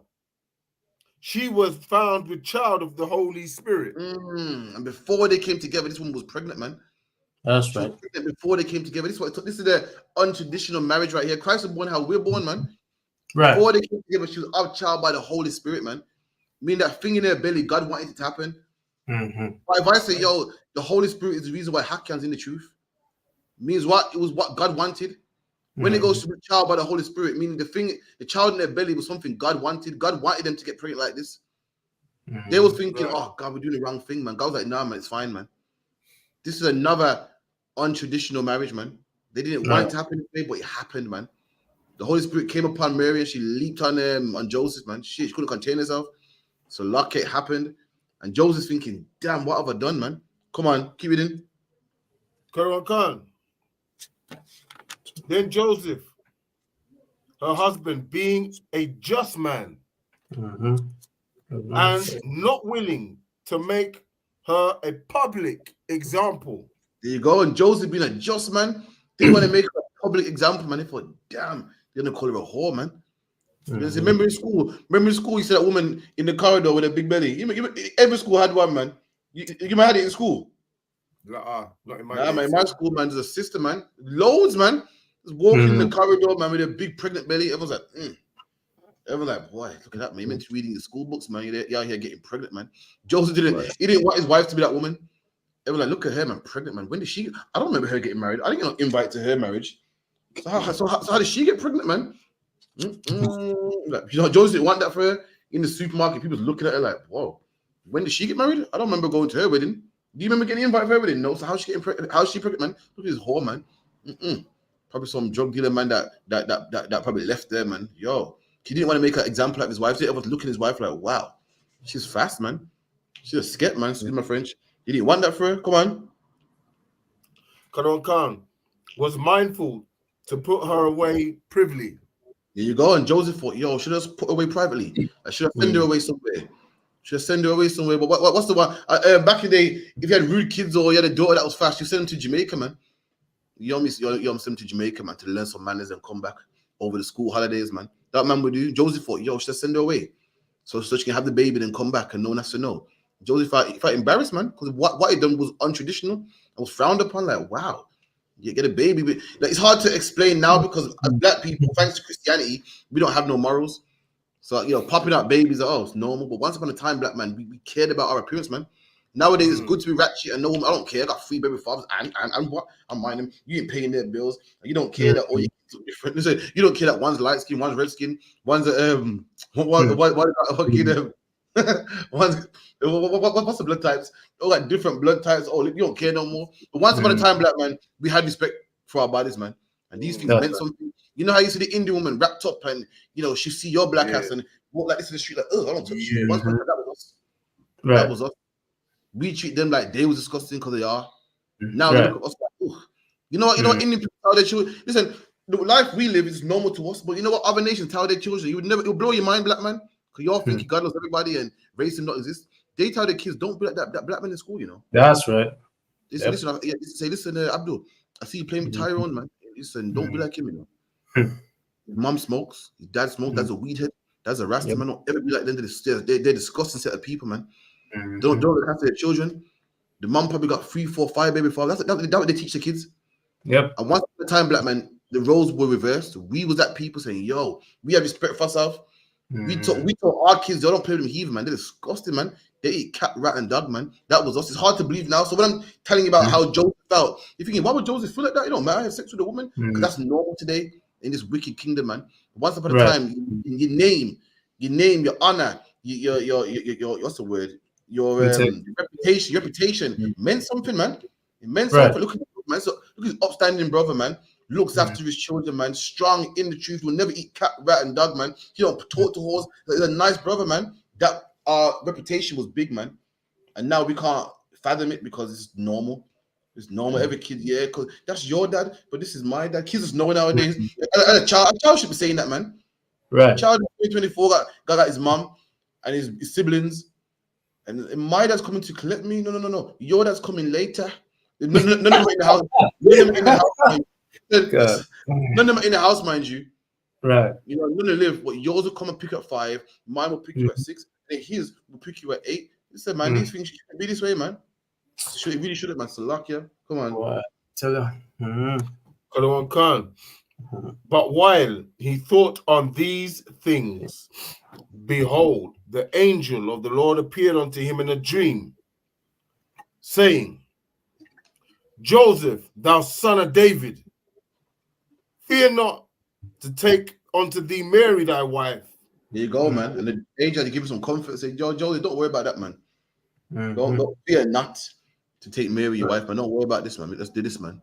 So that's another untraditional marriage in the Bible. You know what I mean? That wasn't done, you know, according to the books, but was a marriage nonetheless. You feel me? Like, come on. So like I've got Rebecca, if you wanted that as well. Genesis. Yeah, well, that's all right. I think I proved the point about the tent. Yeah, went to the tent, came his wife or whatever. That's 12 as well. But that was before we were a nation. So at this time, our laws, when Jacob and Rebecca were on the scene, our laws was verbal. When Moses came on the scene, it was the law written on paper properly. Meaning what? Joseph was like him and his family doing it. Him and his family that consists of a couple thousand men, you know, keeping oral traditions. When Moses came on the scene, it was millions of people, and the law was the law of the land. It wasn't no oral traditions. Meaning what? You go to court for having sex with a man's wife. You could go to court and you know lose your life for being an adulterer. It was the law. And that's when, you know, everything being in writing came from. So we're not bumping heads and we're all on one accord. You feel me? Khan. Yeah. Institution. I think Nakapai, the question online, Salakia, could you get through Valban if you could? Big it up. Yeah, there's 2 questions online. So one's from Nakapaya. Give me 1 second. Salakia. Question from Nakapaya. She says, Shalom, Lord of Christ. Lately on the news, they're talking about assisted unaliving. Wanted to know if that's a sin to commit suicide. Assisted unaliving? Yeah, it's like assisted suicide. It's I think it's popular in Canada, things like that, right? Essentially, yeah, if you want to end your life, they will just assist you in ending your life. So like, is that like if you're sick and you know they want to pull the plug because of the that's what it's like. Or is it?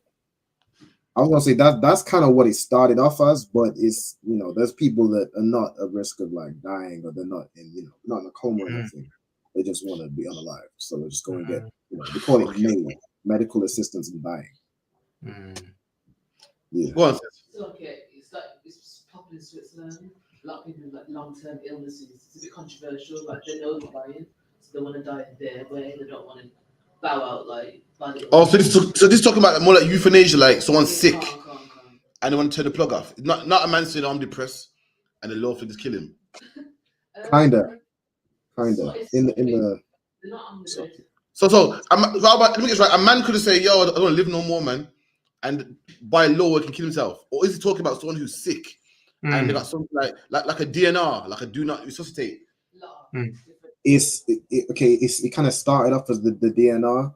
But then it's more in certain places you don't need to be dying or have something like that.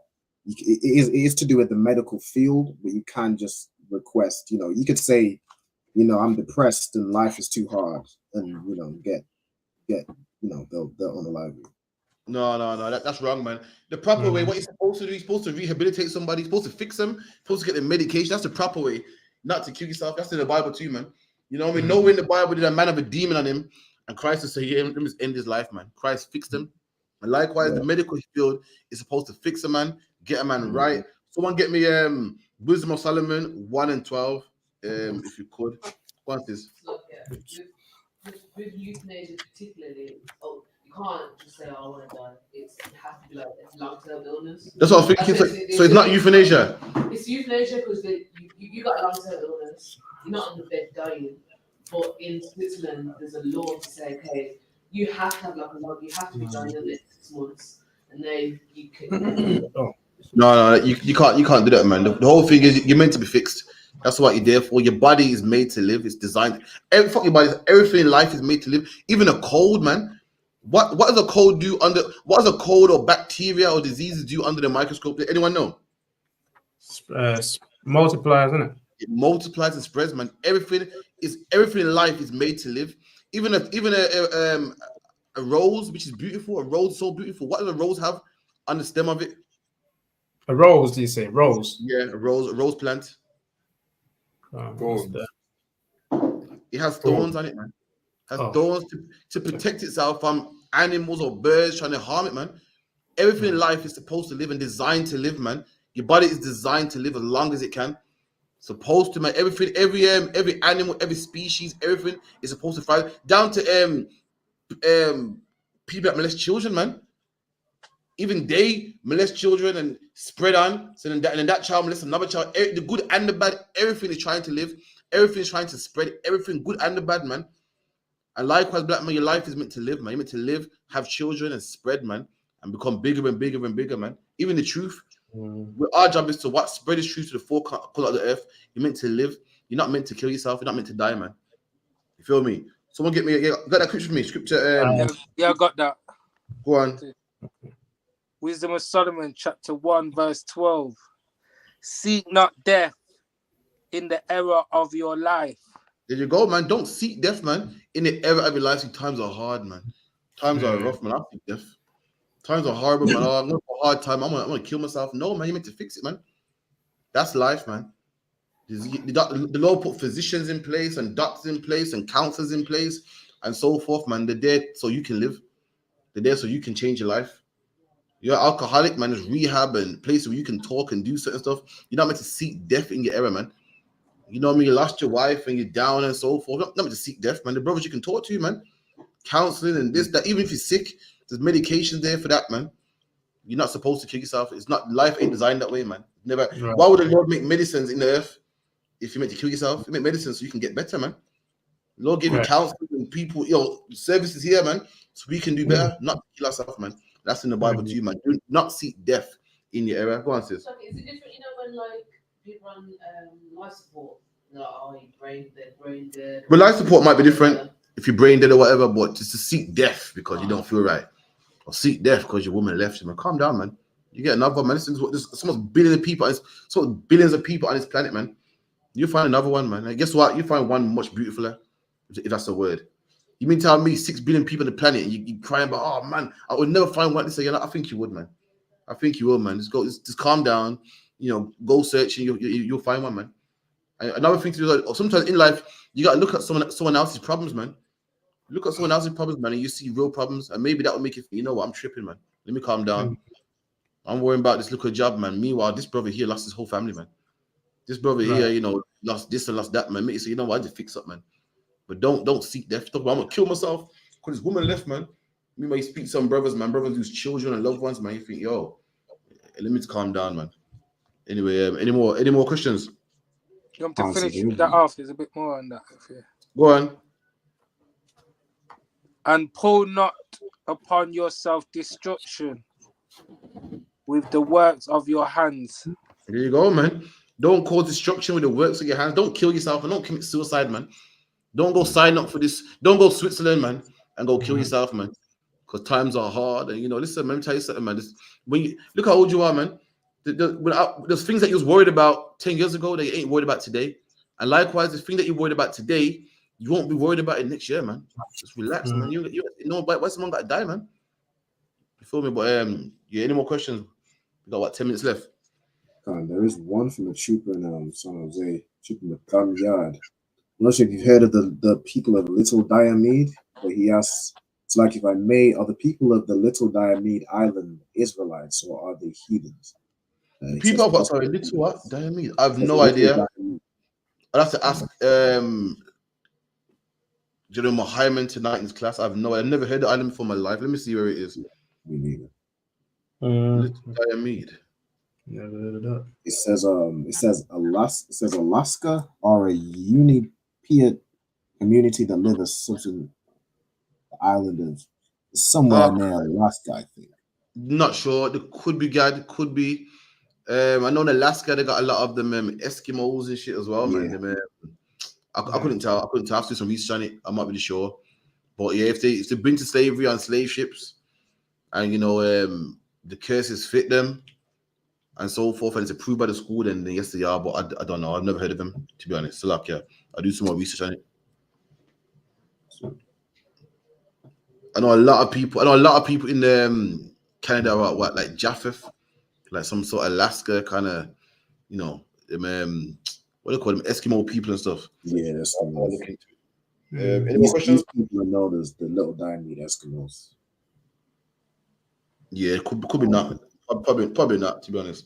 But we'll just sit tight. We'll find out for you. Is that the only 2 questions, Raban? Kind of one, can't say. Oh, any more questions? 5 minutes left. No. All right, cool. Carry on reading where you were then, just to kill the last 5 minutes. For God made not death, neither have he pleasure in the destruction of the living. There you go, man. God don't have pleasure in the destruction of the living. I mean, God don't love like, yes, you're gonna kill himself. God don't love that, man. Even when God kills people, man, even God unalives, he does it. Why? Because brothers ain't. This is like a father. A father don't. A good father anyway. A good father don't love beating kids. He don't wake up in the morning. Beat him up, man. You don't want it. A good father even give you a warning, man. Say, listen, boy, if you do this again, gonna be problems, man. Right. When he gets that phone call doing it again, he's like, I don't want to do this. I don't chuckle. I don't chuckle when I take the belt off and beat you. I don't want to do it, man. God don't love niggas dying. You don't want it to die. You don't get, not the oppressor. The oppressor loves death and loves destruction and loves, bad things happening. That's not how we roll, man. Yeah. We do it because it's just punishment, man. And that's the only way brothers learn sometimes, by punishment. You're not supposed to seek death, man. It's not what God wants. God don't want to see brothers die, man. Come on. For he created all things. Come on. That they might have their being. There you go. And the Most High created all things that they have their being, have their purpose. The Lord created you not so you can kill yourself. Like I said, he created you to live. He created you. He created man so that man can multiply and make more man. He created animals so they can multiply, have more animals. He don't want them all dead. He made them here for a reason, man, so they can populate, man. Come on. And the generations of the world were healthful. There you go. And that's why you have generations. That's why you have generations and genealogy and people plenish the earth, because man multiplies, man. Man not meant to be here to kill himself. Not meant to be here to die off. Not meant to wipe himself off. The Lord made it so he can multiply. The Lord wanted animals to populate the earth, wanted humans to populate the earth, plants and vegetation to populate the earth, man. That's what he wants. Come on. And there is no poison of destruction in them. There you go. There's no destruction in him. He wants them to flourish, man. Any more? Keep it in. Nor the kingdom of death upon the earth. I think that's it on that. With that, if you could, anyone got the announcement on him? So I can do it. So we do the announcement. Call it Bob Kashar. That's the class. We'll be here again every Thursday. We have classes at 394 Lodge Road, B18 5PW. Like, share, subscribe to all I.S.U.P.K UK social media. We also got Black Watch every Monday at 2 a.m. in UK time. And also, what we got the last one called Dash class tomorrow, 7 to 9. And on the ends as well, 9 to 11, man. With that, I'm hand off to Priest and Prophet. Officer Alban with the announcements. About clap it up. We've got the I.S.U.P.K security announcements. We are the I.S.U.P.K started at 1 West 125th Street, Harlem, New York, under commanding General YAHANNA. Rules for a new brother and sister. When a new brother or sister comes into the school, they are off limits for 6 months. They are to be saluted only. They are here to shed themselves of the world. If they need transportation, the teacher will arrange it. After 6 months, if a brother or sister has an interest in a particular person, he or she must get permission from the head to speak to a brother or sister. There is another 6 months in which the brother and sister will court each other. After this 6 month period, the brother and sister will get permission from the head to marry. Tithes, which is a commandment. Numbers chapter 18, verse 21, and Malachi chapter 3, verse 8 to 10, means 10th in the Hebrew. Ma'ashara, 10% of every penny of any increase the Lord gives you. Give that to the treasury department or the teacher. There's also a priest fund, which is a free will offering for the priest. It's not mandatory. You can give whatsoever amount you would like. Upcoming holy convocations. Let me see what we got next. Closing of the feast Thursday. Tabernacles, which is next Tuesday, I believe. Yeah, Tuesday, the 24th of October. Right. All Acumen Aquathian, remember to check the bulletin board in the hallway. And if anybody wants to be a trooper in the school, start wearing all black. That's boots, shirts, pants, headbands, and scarves. And with that, I'm Madiam. Stand. All right. Ye men of Israel, I'm Madiam Shabbat. I'm Madiam. Barak. Yahweh Hashem Yahushua Barakatah. Yahweh Hashem Yahushua Barakatah. Yad Yamatah. And then Sah, we're going to turn to face the sisters.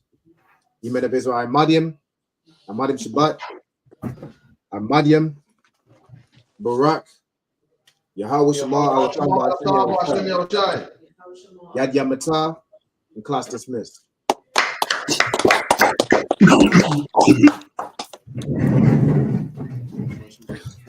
All right.